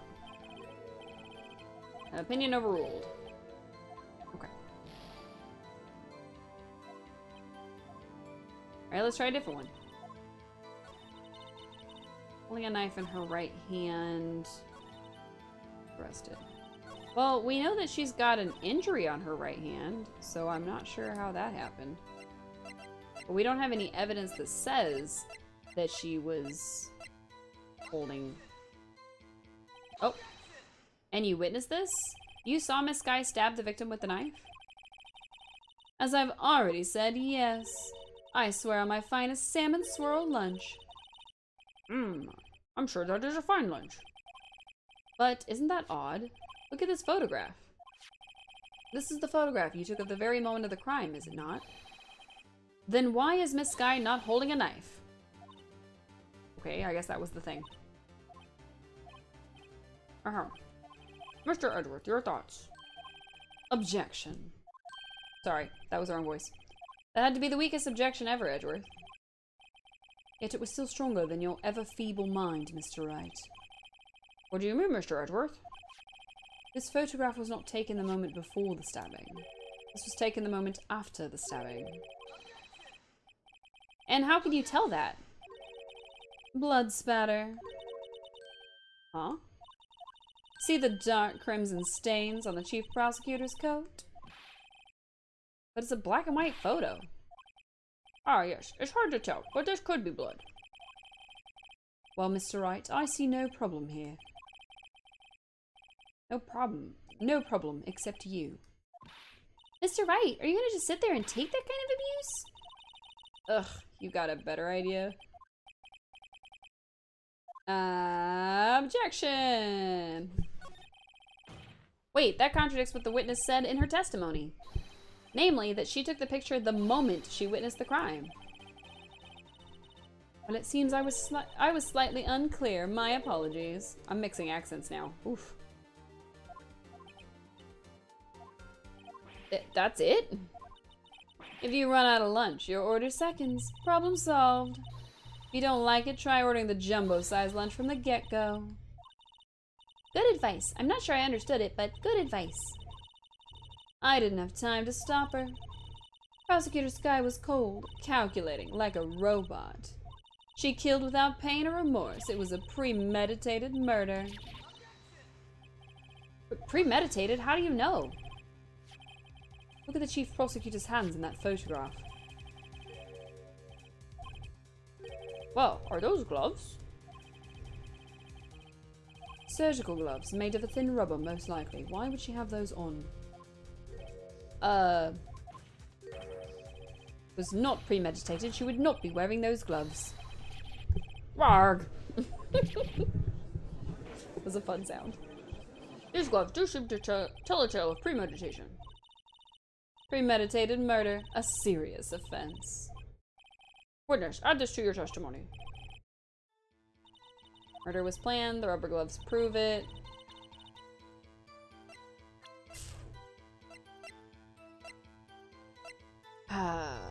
No, because no prints would just back it up.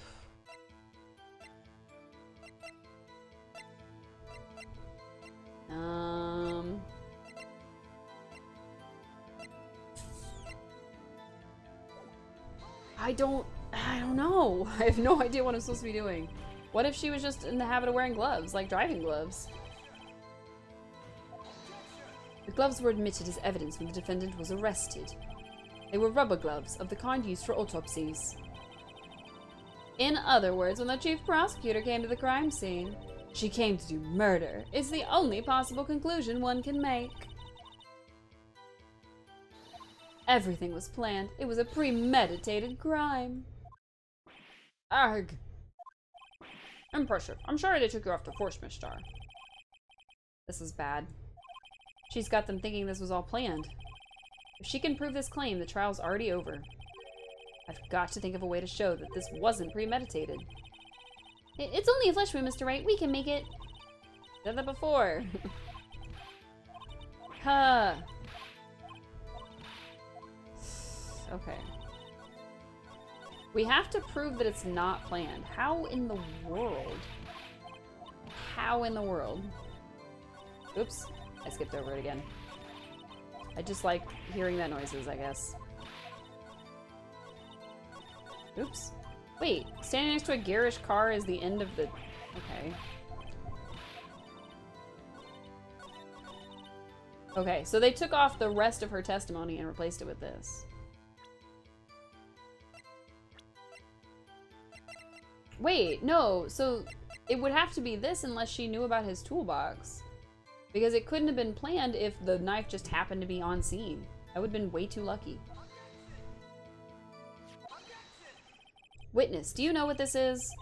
Are you trying to test me? I sell box lunches for a living, you know.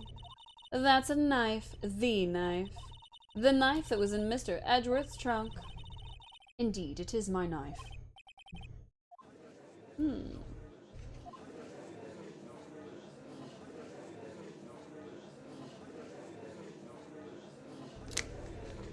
Rumors.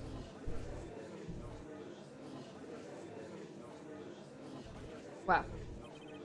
The defense has a request. We ask that the witness provide an accurate testimony. What's that, rookie? In your testimony, you stated that Lana Skye planned this murder, and that's why she was wearing those special gloves. Seems like a natural conclusion to me. The gloves do indicate planning. However, why would she not also prepare the most important thing? The murder weapon. Oh. This knife just happened to be in the trunk of that car. Ladies and gentlemen, if you're going to plan a murder, you don't forget the weapon. Ugh. Ah. Order, order, order! Great, now the tide is turning in our favor. Is it though?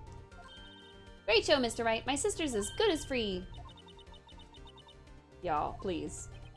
Right. I believe the next lunch you'll be eating is humble pie. What? I hope you weren't deluding yourself into thinking the tide has turned. Not over such a trifling detail. But this shoots a hole in the whole premeditated theory. Bah. The prosecution could care less if it was premeditated or not. The only one who seems to care is that lunch lady over there. The defendant, Lana Skye, murdered a detective with a knife. That is the only thing the prosecution needs to prove, nothing else. Very good, Mr. Prosecutor. I suppose you think you're clever now. But you know as well as I do that she planned on killing him. It was planned. If it wasn't, why would she have been wearing... I believe I'd like to hear your testimony again.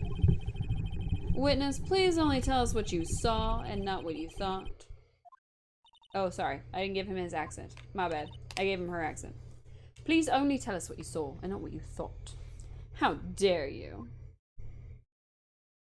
My powers of deduction are not to be underestimated. Really now. I'm mixing up their accents and I don't know why. Lana Skye intended to murder Detective Goodman. That's why she called the victim all the way to the prosecutor's office. I'm sure the chief prosecutor had a grudge against the victim.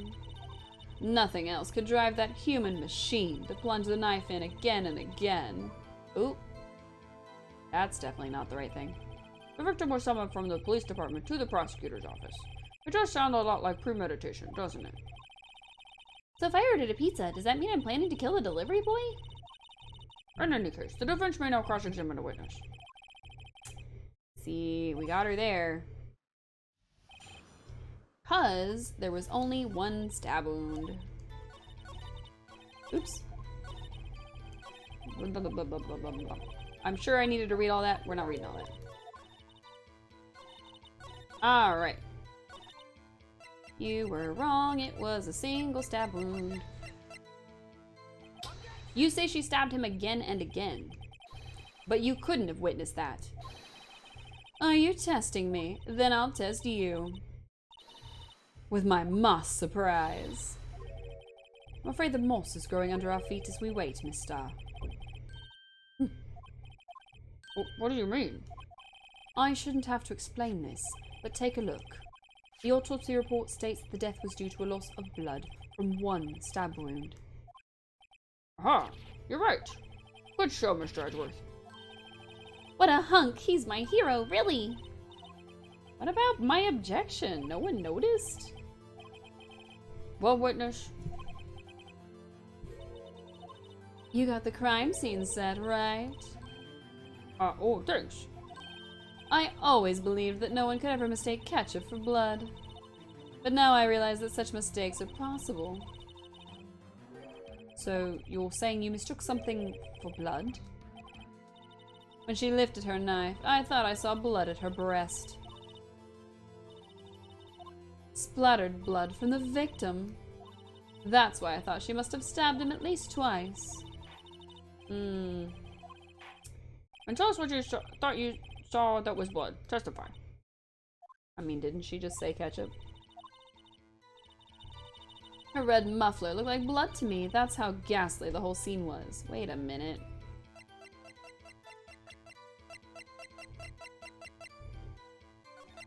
She wasn't wearing the red muffler. Aha! Got you again. Objection. Miss Star, I demand an explanation. The witness is clearly not suited for detective work. Edgeworth, stop. It's Maestro. What? The suspect was not wearing a scarf or muffler of any kind when she stabbed the victim. And you've proved it yourself. With this photograph. Huh? But that can't be. Only a professional lunch lady could be so utterly clueless. Congratulations, you've finally found your true calling in life. Harsh words, but good. In the end, Mr. Edgeworth prevails. What was my objection? Chopped liver? But it was there, a scarf. No, not that, but something red, really. Well now, where were we? The witness has given us an entertaining interlude, but back to business. What? Very well, witness. Continue your testimony. You saw the crime and apprehended the suspect. Tell us about that. Ooh, she's mad. Very well. I do remember some things accurately, at least. Ultimately, we couldn't shake the most important part of her testimony. The most important part? Are you a mind reader? The part where your sister stabs the victim. This next testimony might just be the moment of truth. Apprehending the suspect. After the murder, the suspect attempted to run behind a partition off to her side. I quickly caught her, explained her rights to her, and arrested her on the spot. Ah yes, when I arrested her, she mentioned the muffler. That's what had me confused in my earlier testimony. The chief prosecutor made to escape, but against Angel Star, resistance is futile. You're quite determined about this scarf, aren't you? I strike like a snake and bite like a cobra. That's me, Angel Star. That wasn't a very good metaphor. First of all, a cobra is a kind of snake. Don't bother me with details unless you want to get bitten. No thanks. Note to self, Mr. Wright is weak against poisonous snake bites. I think most people are, Emma. The chief prosecutor tried to resist, but her efforts were in vain. She knocked my hands aside, kicked over an oil drum. An oil drum? Hard to imagine. Oh, she's beautiful, but deadly. A predator, this one. A leopard woman. Rawr. Sounds like she got a crush on her, too. Very well, Mr. Wright. Your cross-examination, if you will. Lunch lady out here just dating everybody, including the suspect. Alright, she attempted to run to Behind a partition. So where is this partition? It's this thing. I'm sure she means this wall next to the car. That's right. There was a wall there, about 6 feet high. She was obviously trying to hide herself. Quite a natural thing for a criminal to do. And what did you do then?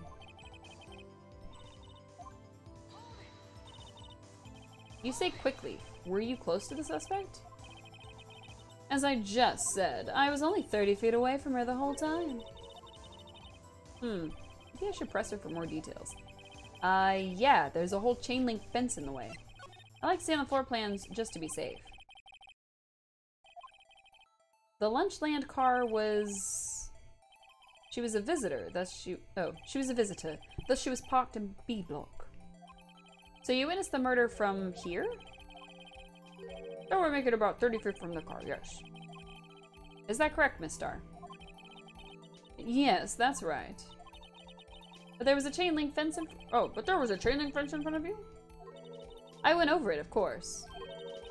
Amazing. The Craftful Queen, lunch lady, athlete, indeed. It would have taken her a little time to climb over the fence. Just like... So she couldn't have gotten to my sister that fast. Yeah, that fence was about 9 feet high, too. So how did Miss Sky not get away?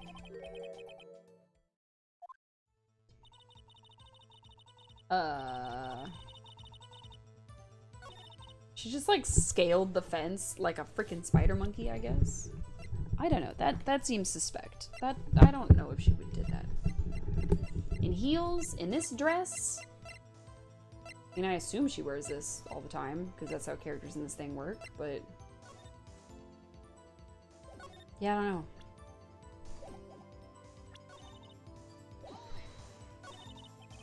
She mentioned the muffler. What exactly did she say? If I remember exactly, I would have told you in my testimony.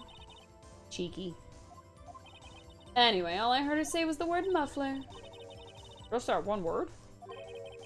So what you heard wasn't the suspect talking to you, but to someone else?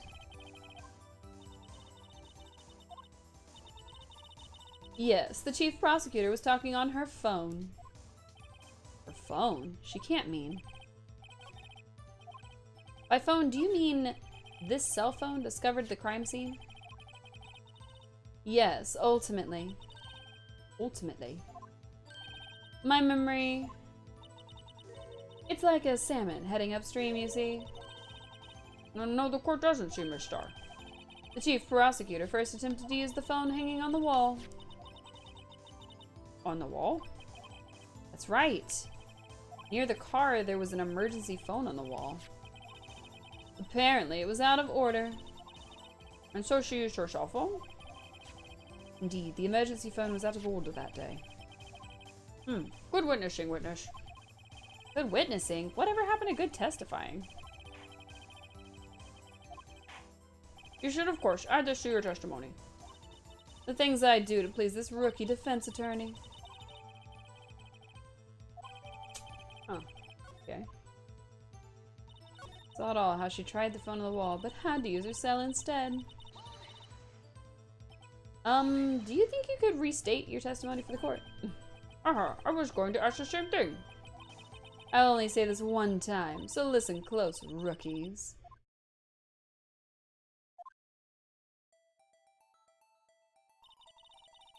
The chief prosecutor stabbed the victim and ran behind the partition. Then she picked up the emergency phone on the wall, but it was out of order. How did she see that? There's a wall in the way. So she pulled her own cell phone out of her pocket. How did she see that?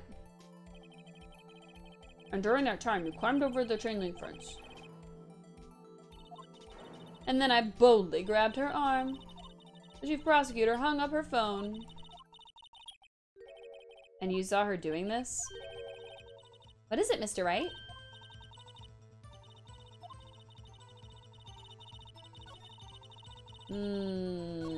I don't think so. Because there's a whole wall in the way. Throw... Objection. Miss Star, I have to conclude that you have a personal grudge against Miss Lana Skye. The witness is a former detective. Her testimony is unmarred by personal bias. Well, who would have thought you would be my knight in shining armor, prosecutor? You who, together with the chief prosecutor, kicked me out 2 years ago. Well, Miss Starr, this is a fatal contradiction with your testimony. How do you explain this? I don't know what you're talking about. Mess with me, and I'll make you cough it all up. Ahem. Let's look at the floor plans. You said you witnessed the crime from this point. However, if that's true, you couldn't have possibly seen Miss Skye making that phone call. I believe you see what I'm getting at. That emergency phone was on the back side of this partition. If indeed you were in B block, you couldn't have seen it. Wah! I don't know what sound she's making. Order, order. What is the meaning of this? It's simple, Your Honor. She's not coughing up lunch. She's coughing up lies. Ugh. That's quite a claim, Mr. Wright. Perhaps you will allow me a question. Tell us what lie this witness has told the court. Here's where the counterattack begins. I can't afford to get this wrong. The witness lied about... what she saw, where she saw it, the order of events. Ooh, I don't know. We're gonna say first. If we get it wrong, we'll just reload, I guess. Or, you know, if we have to come back to this point, at least we'll have more lives. Miss Skye tried to use the emergency phone, but it was out of order. What is significant about this fact? Nothing. Therefore, it would be pointless for Miss Starr to lie about it. Pointless to lie? I see. But say the witness did actually see Miss Skye using the emergency phone. It would mean Miss Starr witnessed the crime from a different location. A different location? Now that's a pointless lie if I ever heard one. Before you call my lie pointless, at least let me tell it. Let me ask a question to our clever wordsmith, Mr. Wright. Just where was the witness when she saw the crime? All the testimonies we've heard until now point in one direction. The place from where Miss Starr witnessed this crime was here. If she was here, she would see both sides. But if she was... She couldn't have taken that photo, though.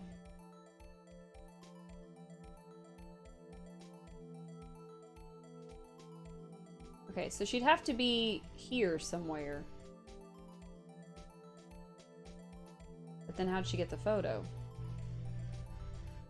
Ooh, I don't know. If she was here, she'd witness everything, but... Maybe the security room?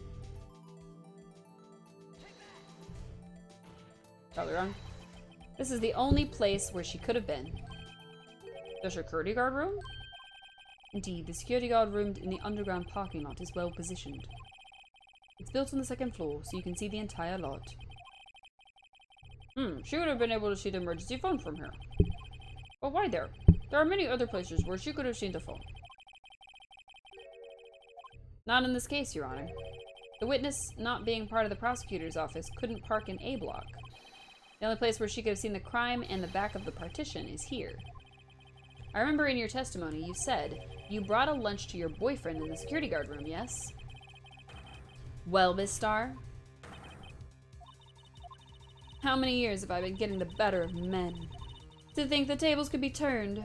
Today a man has gotten the better of Angel Starr. Wow. Order, order, witness. What have you done? You used to be a detective. You should know better. I'm not turning back. The guilty will be punished, and I'll do what I must to make sure justice prevails. The guilty? Is she talking about Miss Skye? Mr. Wright, doesn't this strike you as odd? Why did Miss Starr lie? It doesn't make sense. Huh? She could have just said she saw the crime from the security guard station. It wouldn't change anything. Exactly. This photograph tells all. It was the defendant who stabbed the victim. That truth still stands. It still stands? I disagree, Mr. Edgeworth. What? If a witness is found to be lying, they're guilty of perjury. She knows this. She wouldn't risk that without a good reason. So, tell us what her reason was, Mr. Wright. Huh? Me? Who else?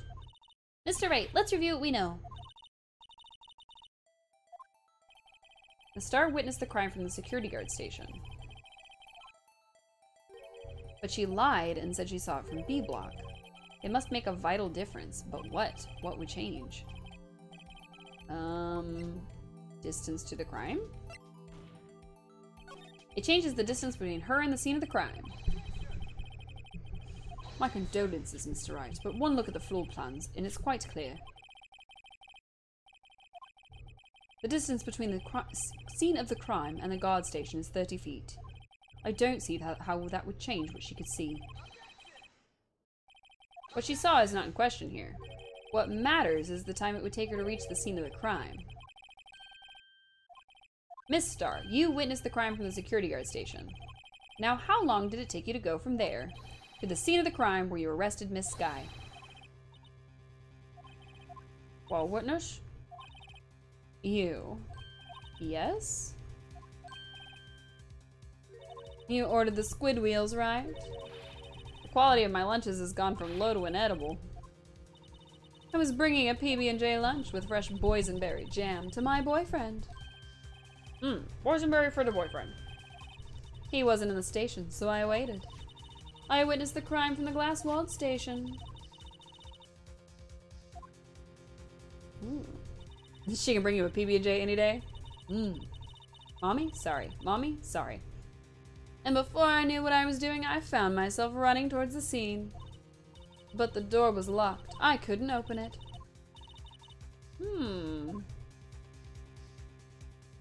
That is a long run. Hopefully she brings it on her hat. That's why I had to go through the visitors' parking lot in B block. That's quite the detour. That's a lot that could be happening during that time. It probably took me at least 5 minutes to get to the scene of the crime. For 5 minutes? This changes things considerably. But it was that woman over there in the defendant's chair who stabbed him. I know it. I have photographic evidence. I swear it. I swear it on my finest plastic spork.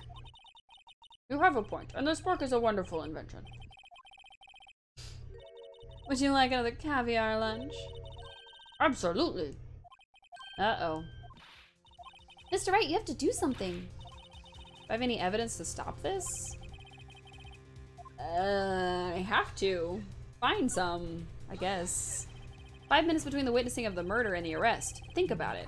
You could make pasta in that amount of time, if you like it al dente. I've got lunch boxes that tie pasta into knots, rookie. A 5-minute blank. Isn't that strange? Strange. If you were a criminal, what would you do with 5 minutes, Your Honor? Well, I guess I'd flee the scene. Hey! Don't get the wrong idea. I didn't kill anyone. The judge absolutely killed someone. You have the instincts of a killer. You would run, but this time was different. They're like kind of stuck to the side of her hat. I don't think they'd be very good. They get hair grease on them all day. Miss Sky dawdled at the scene of the crime. She even had her picture taken. No true criminal would act this way. It's inconceivable. Yeah.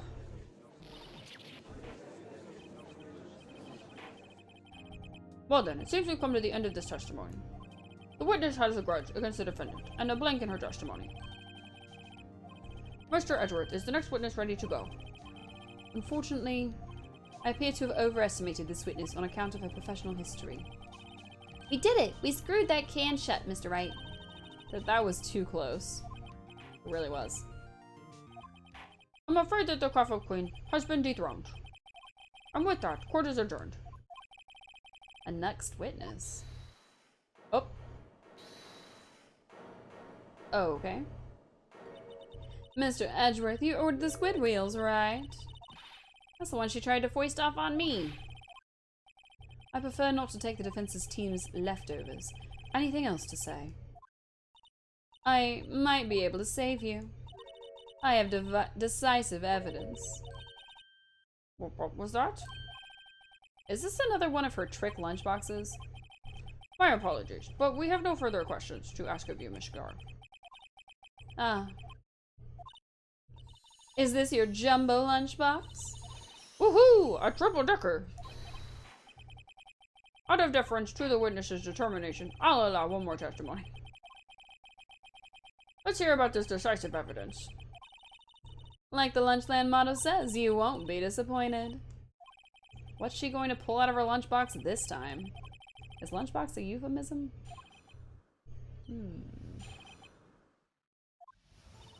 I should have mentioned those 5 minutes when I wasn't looking at the crime scene. And now, to the matter of the victim's shoe. Did I not bring this up? 2 types of blood were found in this shoe. One was, of course, the victim's. And the other blood type matched that of the defendant, Miss Lana Skye. This shoe proves it. It's flawless, decisive evidence. Why do you have her shoe? What? There was blood found on that shoe? Try Lunchland for all your lunch and decisive evidence needs. Why do you have her shoe? Witness, what is the meaning of this? Why is this the first time I've heard of this evidence? Simple, I've already said. I don't trust you with evidence, Mr. Edgeworth. That's why I took the liberty of investigating this myself. And you had blood tests performed. Didn't I mention? I have 3 boyfriends in forensics. That's a lot of boyfriends. In any case, Your Honor, I cannot accept this as evidence. I was going to say can't, but not in that accent. What? You must know the rule of evidence law. Rule 1. No evidence shall be shown without the approval of the police department. In other words, the shoe is illegal evidence, at least for the time being. Is that right, Mr. Wright? It seems so. Edgeworth sure is celebrating. Not so fast, Mr. Edgeworth. Don't forget, I used to be a detective. As I mentioned previously, this shoe has already been tested by a member of the forensics department. As you can see, it was approved by the police department as of today. Even the general public can produce official evidence, Mr. Edgeworth. Is that right, Mr. Wright? It seems so. Edgeworth is looking pretty sullen.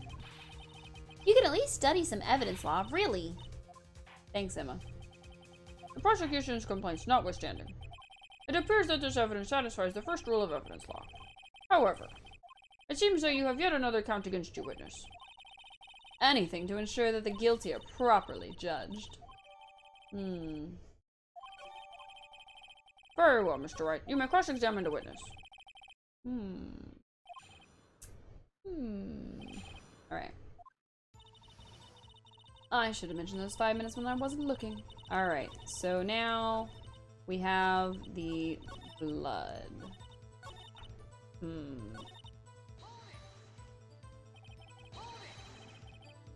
Can't let it go through without a fight. Ooh. You ordered the peppered fish guts, right? Some like it hot, Mr. Wright. Some, like your client, she's in enough hot water to make a whole vat of soup. Mr. Wright, do you or don't you have a problem with this shoe? Problem? This is critical. Is there a problem with the victim's shoe?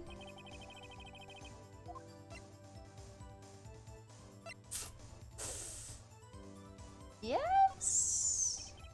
If I'm not imagining things, I'd say there's one critical problem with this evidence. A clear contradiction. That gleam in your eyes. You're still young, rookie. I'd give you a peppered fish gut now. But you couldn't take the heat, could you? Gross. And also rude. Let's hear what Mr. Wright has to say. What is the contradiction about the victim's shoe? What's the problem with this evidence? The blood on the bottom? I don't know. Wonder if you noticed. There's blood on the bottom of this shoe. Don't mess with me, rookie. Or it'll be your blood on the bottom of my shoe. Oh, she's a dominatrix for sure. Indeed. There is quite a bit of blood on the bottom of the shoe. It makes sense.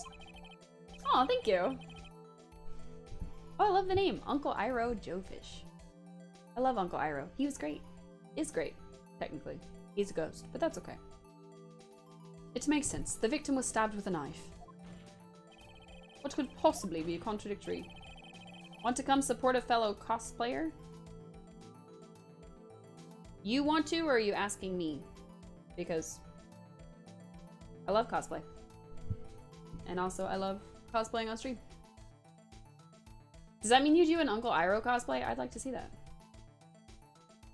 But, oh yeah. We were supposed to be figuring out what was wrong with this evidence.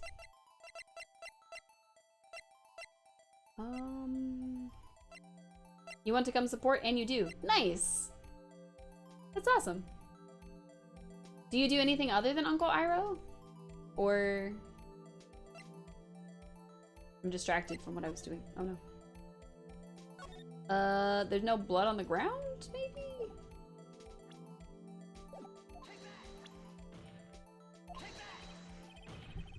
You just did a critical roll today at a shoot. Nice. That's pretty cool. The problem lies in the footprint. The footprint. Note that the bottom of the victim's shoe is covered in blood. Then, isn't it strange? Why weren't any bloody footprints found at the scene of the crime? Who knows? Aha! As you can see, there were no traces of any such footprints at the scene of the crime. That contradicts your claim about this shoe. Objection. This picture only shows part of the floor. There could have been bloody footprints. Objection. Then where were they, Mr. Edgeworth? Because we checked the scene and found nothing of the sort.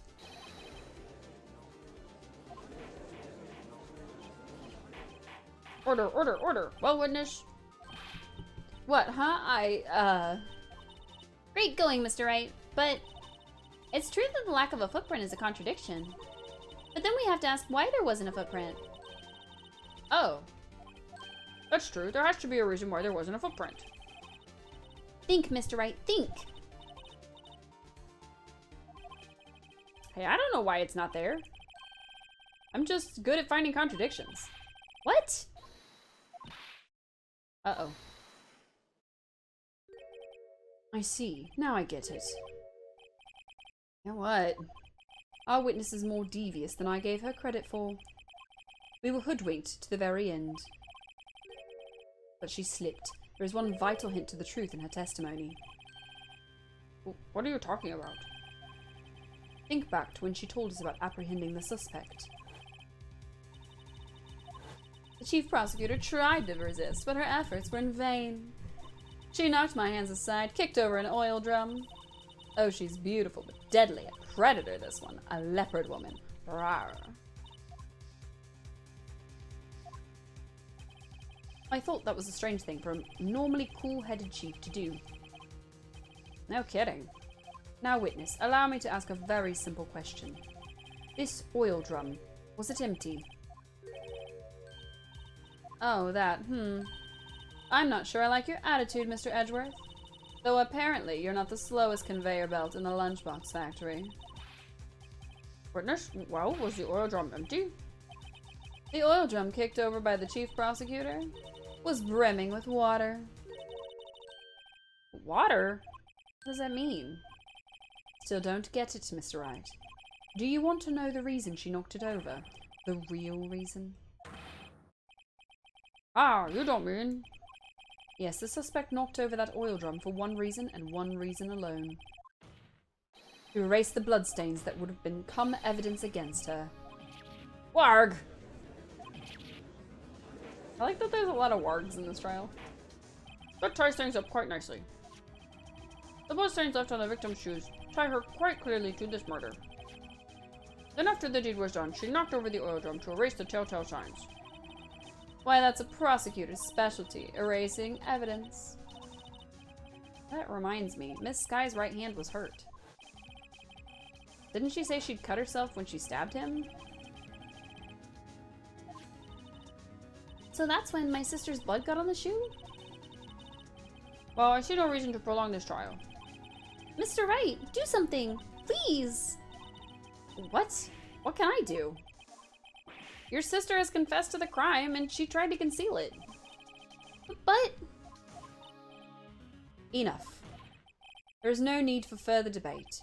The verdict, Your Honor? Very well.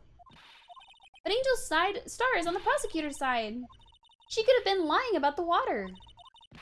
That's true. The court finds the defendant, Miss Lana Sky. Oh. Little girl, what did you just say? Huh? Me? Did you just say that I, Angel Star, was on the prosecution's side? Well, yeah, you are. You're saying my sister hid evidence by erasing the bloody footprints. Well... I thought you'd had your fill, but here you are demanding a second helping. Another lunchbox. A lunchbox called evidence.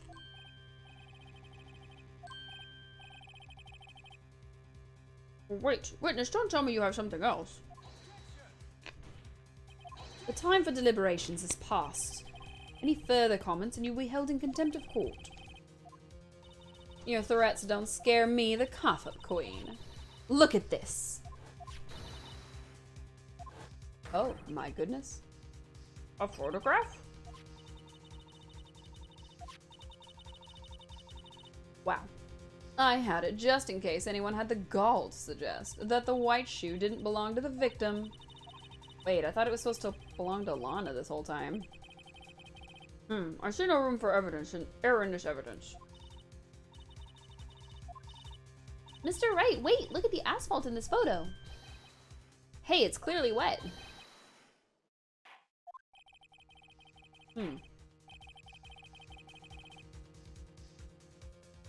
Why would there be blood on the bottom of his own shoe? Erasing the last trace of doubt from the court's mind.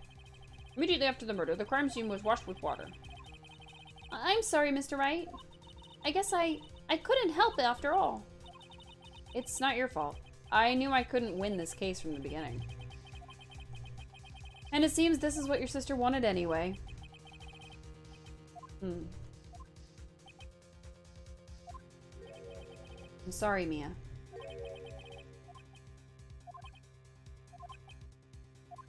Right, wet or not. Don't be so quick to throw in the towel. Ghost Mia. Get yourself up off the asphalt. Take another good look. Don't give up. Not until the bitter end. It is the bitter end, Mia. What are we supposed to do? This is the last piece of evidence. Very well. This time I'd like to declare a verdict for good. Objection. Of course we are. Your Honor, wait. What is with you people? Can't I hand down my verdicts in peace anymore? Whatever it is, can it wait? No, it can't. Then it'll be too late. Look at this photograph. Every time we do, it makes us laugh. The last one submitted. This trial isn't over until we give each piece of evidence proper consideration. So right. Oh, sorry. Wrong person. So right. Are you saying that there's a problem with this latest piece of evidence? Yeah, I'll think later. Yeah, there's a problem. Right or wrong, I've got to go ahead with this. I suppose we've come this far. I should give every claim a fair shake. Very well, Mr. Wright. Show the court the problem with this photograph.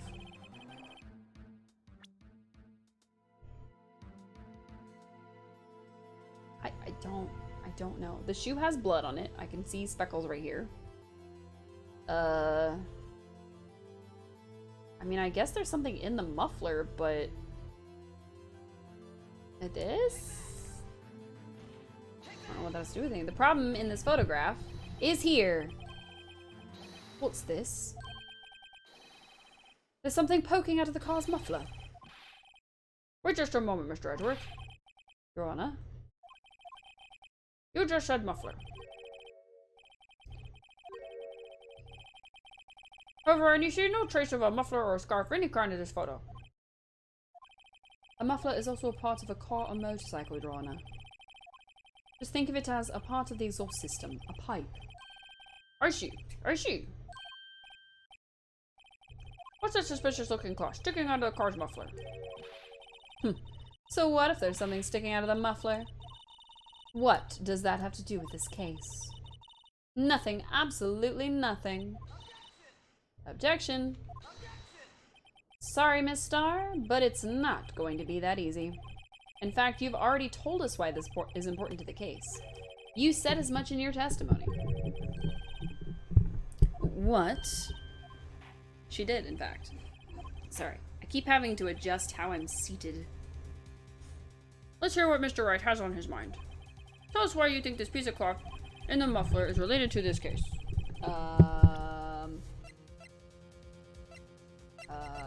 Where was that? Oh yeah, it was the phone. Miss Starr, recall your testimony for the court. When I arrested her, she mentioned the muffler. That's what had me confused in my earlier testimony. Muffler. Ugh. Could it be that the muffler you heard mentioned was actually this exhaust pipe? If so, that means this piece of cloth is vital evidence.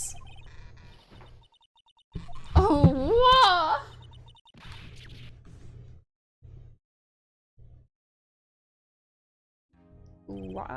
I don't know what she was trying to do there. Well, it seems we'll have to suspend the proceedings. Suspend? I find myself wondering about that piece of cloth. If we leave any question unanswered here, we do a disservice to the law. Have the car at the crime scene inspected at once, and bring me that cloth. The verdict will wait until after we've seen all the evidence. Agreed? I suppose so. Whew. That was close. But we made it, at least for now. This court will adjourn for a 30-minute recess. It's lunchtime after all. He's still hungry? He has had 2 caviar lunchboxes and a jumbo lunchbox. So that's exciting. I wonder why it saves here. I think we're gonna push through till one more, like the next day kind of thing. We'll get through to that, I think. Mr. Wright? Huh? What? Are trials always like this with you? Like you're swimming up from the bottom of the lake, about to reach the surface, but no matter how hard you paddle, you never seem to get there? Pretty much. Except today we're swimming in quicksand. So what happened to your sister anyway? Apparently she got called off to the judge's chambers. Probably something to do with that piece of cloth. So, this is where we turn this trial around, right? Our only weapon, a tiny, insignificant piece of cloth. I'm the one who's starting to feel tiny and insignificant, to tell the truth. Hola, partner. Oh no, it's this guy. They say you show a red cloth to a bull, it'll fire up its temper. That's what they told me when I was a youngin', at least. Officer Marshall. Thought I'd come take a look, see how the trial's going. Looks like I'm a little late. They got the home range locked down tighter than a fort in enemy territory. That hard to slip out, huh? What's going on over there, anyway? All the police I've seen in the last 2 days have really been on edge. Don't you got enough on your plate without worrying about other people, compadre? You could be worrying about the chief prosecutor's taste in mufflers, for example. Officer Marshall? The whole muffler thing didn't have anything to do with scarves. She wasn't even wearing a scarf. She is now. You don't say. Now don't that just beat all? I've seen the red breeze blow at her slender neck many a time. I saw it that day too. She was wearing a red muffler. What? At the awards ceremony that afternoon. Edgeworth seen it too, I'd reckon. What does that mean? In the photograph taken at the crime scene, she wasn't wearing a scarf. That's true, it is the one time we've seen her without it. So Miss Starr wasn't mistaken. Well, it's about time. Remember, partner, Sometimes you gotta grab the bull by the horns. And sometimes you just gotta let that bull go where it will. Time will tell. Ugh, I have a bad feeling about this. So, what are we swimming in now, Mr. Wright? If it's steak sauce, I can hook you up with some fine ribs. Ooh-wee. It's not steak sauce, buddy. But it probably does start with S.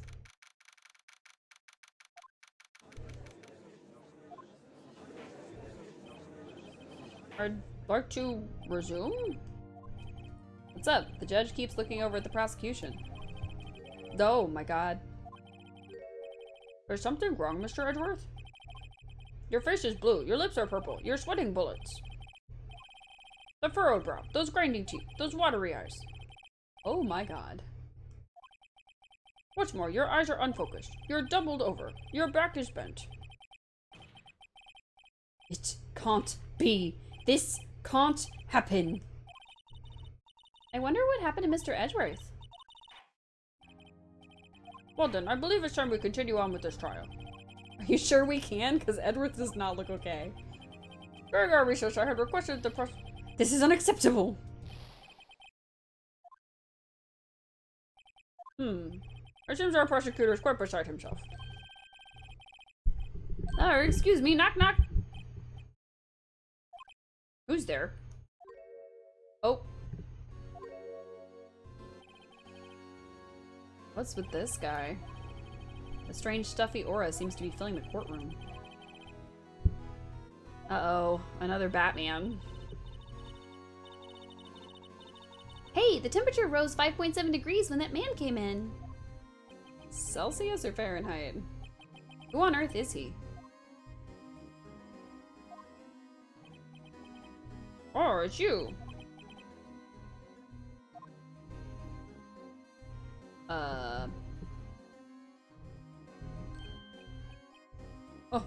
Oh, sorry I'm late, Aji. The roads were packed. It's just me. Long time no see, Aji. How you been? Swim much these days? I don't know what voice to give him. Because I don't want to give him the Von Karma voice. But, like, he needs maybe a Santa Claus voice? Hello. No, I've been so busy. Busy, smidgy. Aji, my boy, you have to make time to relax. Yes, indeed. Udgy seems to be his nickname for the judge? I'm afraid you're right. Very afraid. Sorry, but who are you? So you're Righto, the attorney. I've heard good things about you, son. Thanks? So sorry about a little worthy giving you all that trouble, eh?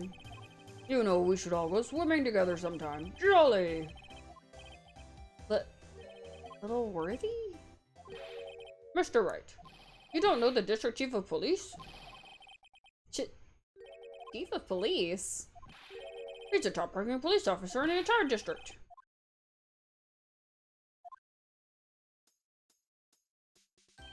Name's Gant. Damon Gant. Pleased to meet you, everyone. So, what do we owe this honor today? It's been over 2 years since you last came to this courtroom, hasn't it? Well, it's worthy here. Look at the poor fellow. I just thought I'd help out by bringing this. Hey, that's my sister's muffler. The Mastar wasn't just seeing things. When the crime occurred, Miss Guy really was wearing that muffler. What do you think he was stuffed into that exhaust pipe? On little Wergy's car, no less.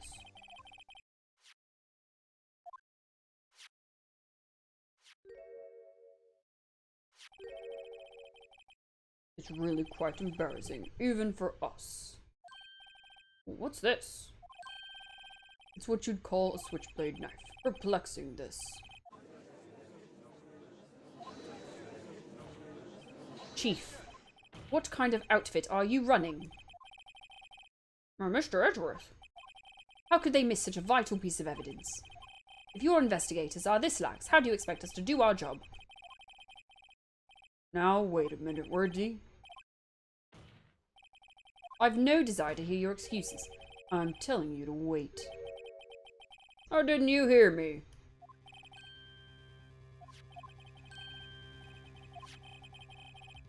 Have a look at this document, where it says person in charge of investigation.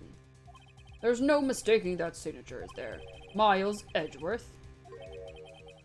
That's not fair. On the day of the crime, I had your head in the clouds because you got that award. I know how you feel. But you're the person in charge. I'll expect a written apology. What? Are you serious? Don't be too upset. We'll find a way to clean this mess up that you made. This is the first time I've seen Mr. Edgeworth at a loss for words. Ooh. This kind of major blunder is unlike you, Mr. Edgeworth. Gah! The court accepts this new evidence. But I'd like to ask the defense a favor first. Yes? Just be sure. I'd like to take a look at the blade of this knife. The blade, Your Honor? Well, I don't see why not. Could you open it for me, I wonder? Yes, well, I think all you have to do is push the switch and... If I cut my finger, Mr. Wright, I wouldn't be able to pound my gavel anymore. Yeah, but if I cut my finger, I wouldn't be able to point at people anymore. Come on, just hurry up and open it. Okay. It's gonna play for me. I would never go that slow.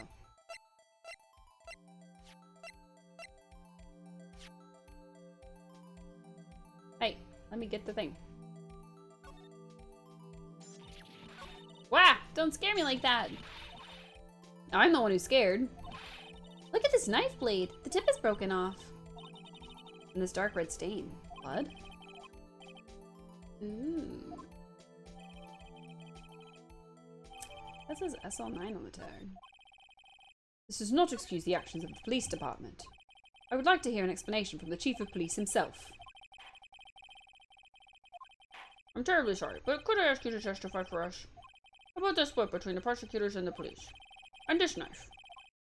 Sure thing. Not a problem, not even a little one, really.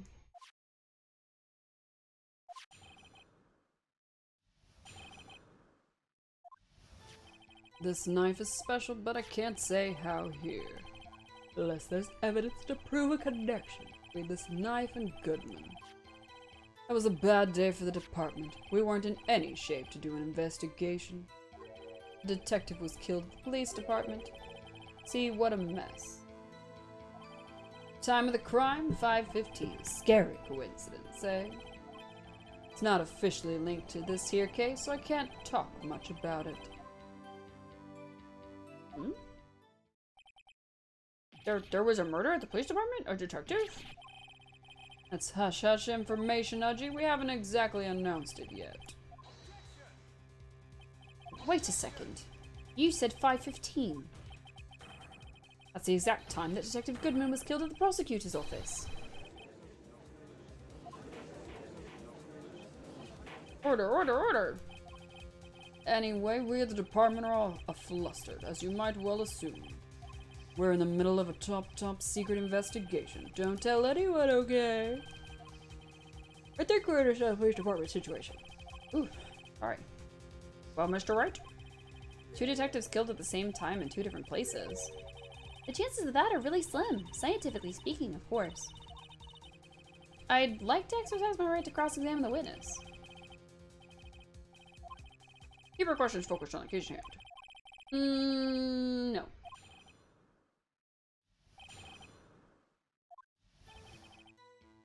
But I can't say how here.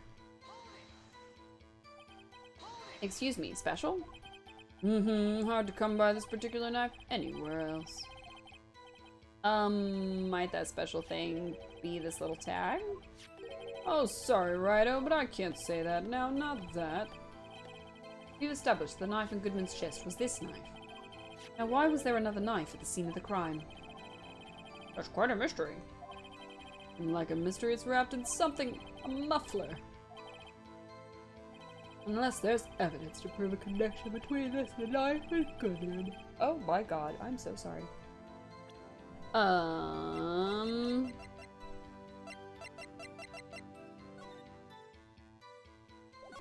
mean, This, I guess. Wait a second. At last, an honest-to-goodness objection. This knife. This has something to do with Detective Goodman. What do you mean? Ah ha ha. An honest-to-goodness, what do you mean for Mudgy? This is great. Look at the tag on this knife. It reads SL92. And this is important why? Over here we also have a memo that was on the body of the victim. What's this? 6 minus 7 is 12 divided by 2? Your Honor, it's upside down. Upside. The name printed on the memo makes it look like it's right side up. But turn it around and what do you get?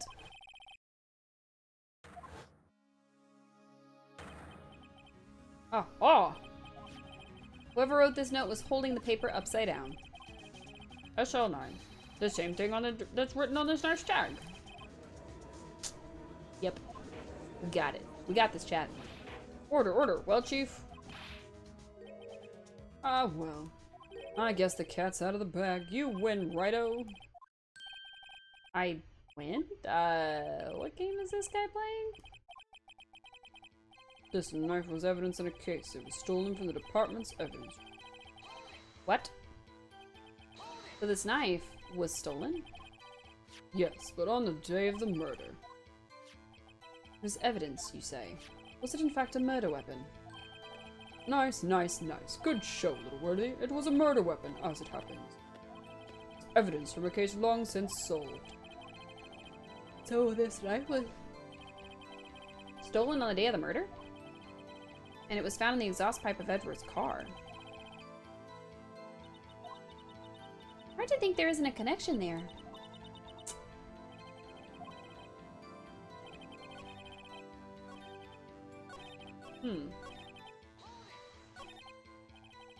How can you say there's no connection? How? Because I'm the chief of police. I can't just say anything I please, righto. You understand. Hard to understand, righto. Well, if you can prove there's a connection, more power to you. Maybe there is something that ties the two murders together. Whatever it is, I better find it and get to the bottom of this. 2 detectives were killed at 5:15, one at the prosecutor's office and one at the police department. That can't be a coincidence. And that knife! What was it doing there? I'd better check this knife out. Nice evidence in a case, stolen from the department's evidence room. I mean, isn't it linked though? We just proved that it was stolen from a case. Like, is he gonna tell us any more about that? There's a small tag on the knife. It says SL92. What's that supposed to mean? I'm not sure, but it reminds me of a similar code, DL6. Maybe it's a case number? That's weird. What? I don't remember where, but I think I've seen something like this before. Something similar to what's written on this tag. It wasn't that long ago either. Maybe I should check the court record again.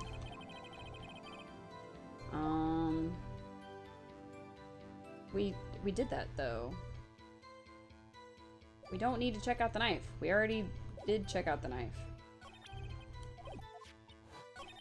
Okay, so how do we connect it to... Oh. Okay, press, I guess. So this knife was stolen, yes, but on the day of the murder.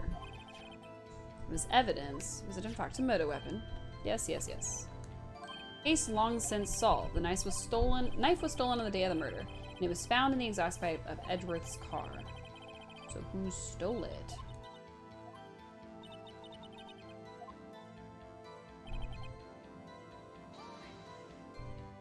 Something bad happened in the police department too, huh? You got a good look in your eyes there, righto, my boy. Sharp, hungry. So something did happen, and why wasn't I informed? Why weren't you informed? Well, why didn't you ask? Seriously? No matter, I understand. You were busy, what with Lana's case and all.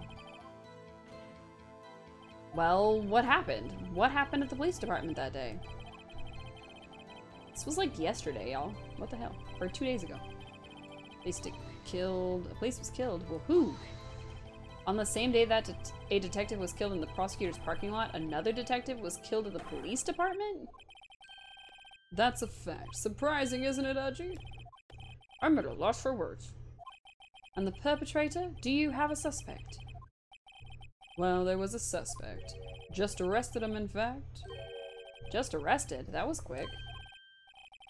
But there's still a lot of unanswered questions. Maybe you could help, righto? I suppose I could help if you help me by giving me data on your case. Oh, good one. This kid's sharp. Okay, here's the deal. I'll tell you one thing and one thing only. Where the victim was found? So tell me, where was the victim found? Well, I can't speak on where the corpse was found, but I can say the crime took place in the evidence room at the police department. The evidence room? Wait a second, I have heard of that. The evidence room? Didn't he mention that in his testimony just now? Yeah. There's the connection between the two cases. You seem happy, Mr. Wright. Happy? We just got handed our ticket to go to town in this case. With the link between the two cases established, we finally have some leverage. Now we can get Gant to testify about the details. I mean, I guess.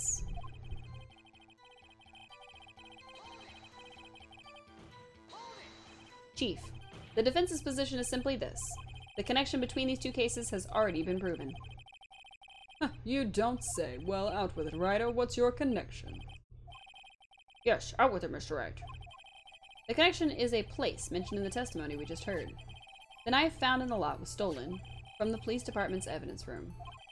Not to mention the victim had on him the case number on the knife's evidence tag. And we also know that the detective murdered at the police department was killed in that very same evidence room. Indeed. There do seem to be too many connections for it to be a coincidence. Interesting. You two make a good pair. Took my men 2 days to find out what you deduced right here. Chief, I request that you release your information on the victim at the police department. See, that's the tricky part. It hasn't been announced yet and all. Can we get the information unofficially?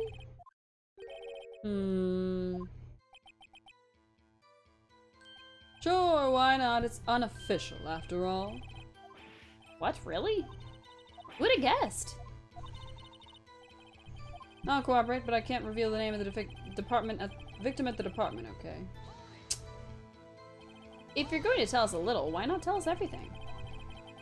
Ah, well, the case information is sticky stuff. You have to do everything properly.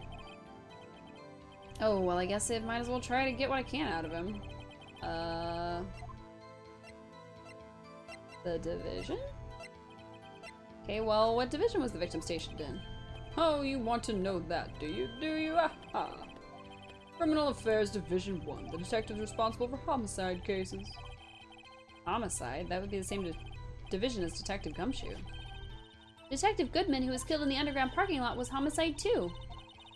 Almost like a serial killer was after homicide detectives. Except this serial killing happened simultaneously, scientifically speaking.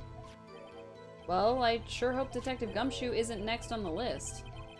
2 detectives were killed at 5:15, blah blah blah blah blah. What was it doing here? Better check this knife out. We already checked it out. Evidence was just stolen, it was a bad day, he was killed, what a mess. I'll cooperate, but I can't reveal the name. Guess that wasn't the correct question. If you're going to tell us a little, why not tell us everything? The victim's ID number. Okay, how about you tell me the victim's ID number? Sure, why not? It's not like you'll be able to tell who it is from that. Of course not. You won't tell me their name after all. We keep a tight lid on ID numbers, so don't go getting your hopes up. The number is 5842189. Wow, that's quite long. And we have to remember these. It drives me nuts. 82... I can't do it. Didn't even guess the first number right. Oh, Mr. Wright, does this tell you anything? The ID number of the victim at the police department. 5842189. I wonder.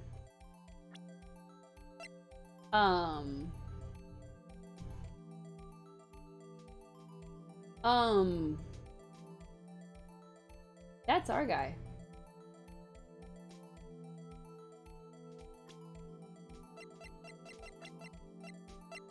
That's our guy. But it does tell me something. Actually, it does, Your Honor. It does. I think. Meaning? It has to be what I think it is. But what does this mean? Let's hear what the defense has to say. You say the ID number of the detective who was murdered at the police department. Tells you something. What does it tell you? Here's the ID card. Witness. What is it, Mr. Wright? You're grinning like a schoolgirl on prom night. No, it's just, I got confused. And this is news. Aw, rude. Huh? Just come out with both guns blazing, like you always do. So just, the police department, the prosecutor's office, 2 places, 2 detectives murdered at one time. Actually, I happen to have a police ID number here. Oh, is it yours? No, Your Honor, I'm a defense attorney, remember? This is the ID number of our victim, Detective Goodman. Shame on you, Rido. Personnel IDs are top secret. Detective Goodman's ID number is 5842189. And this means what exactly? Huh? Wait, that ID number we heard from the chief earlier. It started with A2. I've forgotten. Didn't even get the first number right again. The number the chief of police gave us was 5842189. Wait a second, right? What does this mean? That's what I want to know. The 2 ID numbers are identical. In other words, the detective killed in the police department's evidence room was Bruce Goodman. What does our witness think about that? Oh, ho, ho. Sharp as attack, Rido. Sharp as attack. But wait. Detective Goodman is our victim. He was killed at 5:15 in the underground parking lot. Yet a Detective Bruce Goodman was also killed in the police department. In the evidence room at the exact same time. That's impossible. So what we're saying is, the same person was killed at the same time, and in a completely different location. Yes. I guess so. I guess that's what we're saying. Order, order, order. Chief, what does this mean? No. What I want to know is why didn't I hear about this? Yes, it's top secret, fine, but I'm the prosecutor in charge of this case. Now just wait a second, Worthy. No need to get all flustered. Your Honor, the police department has made a grave error in this case. Wait. I said wait. Or didn't you hear me? The oversight, the grave error, Mr. Edgeworth, they're yours. What? How? How dare? We informed you yesterday. I believe it was our Officer Meekins who brought you the news. Officer Meekins? Mr. Wright, where have we heard that name before? Wait, aha!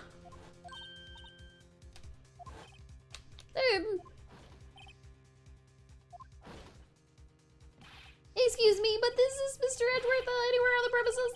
I'm here, sir, at the request of the chief, sir. I've got your report, sir. He's got a damaged hand, too. You don't mean him? According to Meekins, you didn't accept the report. Hard to believe. But your officer, he told me. He said that report had nothing to do with the Lana Sky incident.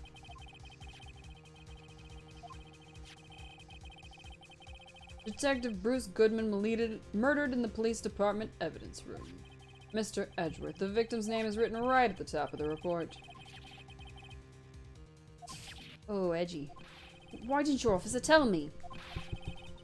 Honestly, I'm not sure if that officer was capable of making the connection. He did seem challenged. Aw, Emma, that's mean. In any case, this is a serious error, a gross negligence of duty on your part, Worthy. But sir, you could have submitted that report this morning to the court as evidence. Then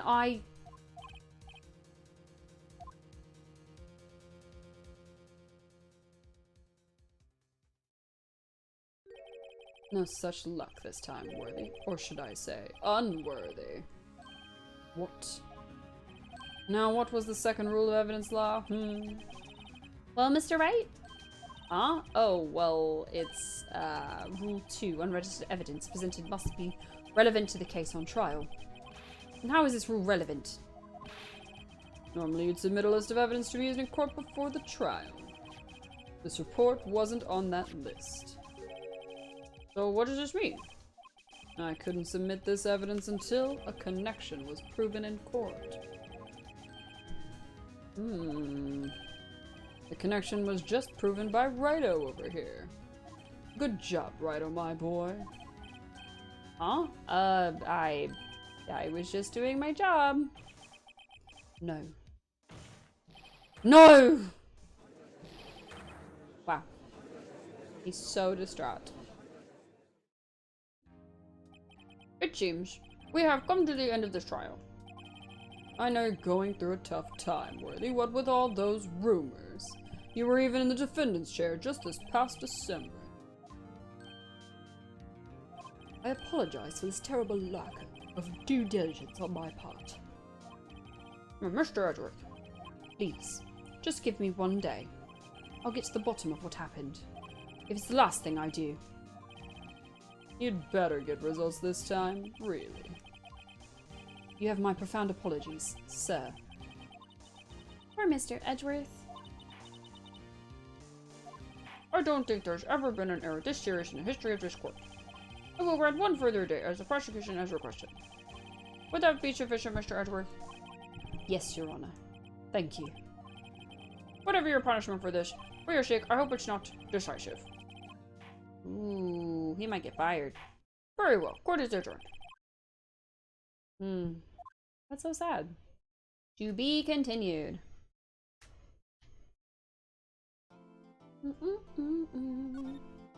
All right. So I think that's gonna do it for me. I am worn the heck out, and I am ready to get out from in front of this light. So because we're gonna be playing Everdream Valley next Saturday, we won't be doing this next Saturday, unfortunately. And we will be in a different location because I'll be over at my mom's watching her dogs because sometimes I have to house sit for her. So I'll be hanging out with her dogs. We'll be playing a brand new game and it'll be a lot of fun. We should be continuing this game the Saturday after that, or maybe we'll play it that Sunday. We'll see how it shakes up. But for now, we're gonna let this case be. We're gonna marinate on it a while because some weird, crazy things are happening. And we don't know where to go from here. So I guess to the evidence room would be a best bet? I don't know. We'll figure it out next time. So hopefully everybody has a restful, relaxing rest of your evening. I hope that you get something good for your tummy if you're hungry, which I think I'm going to get me a little dessert. I already had dinner, but I need me a snack. And I'm going to definitely remember to hydrate, and so should all of you, because it's very, very important. It's good for your body and good for your brain. Anywho, you can catch me tomorrow morning. We're going to be playing, I'm not sure yet. Maybe some ooblets, maybe some demos that I found. We'll see. We'll get to that when we get to that. It's going to be a surprise for all of us, I think. And then I'll be back next Tuesday with more Wildflowers, of course. Next Thursday, I'll probably play more Dreamlight Valley or more ooblets, one of the two. And then, of course, next Saturday, like I keep saying, is going to be our first look at Everdream Valley. Another hydrate. Excellent. Do it again. That was our first hydrate of the stream. Nice. All right, everyone. Thank you so much for tuning in, and I hope to see you all real soon. Bye!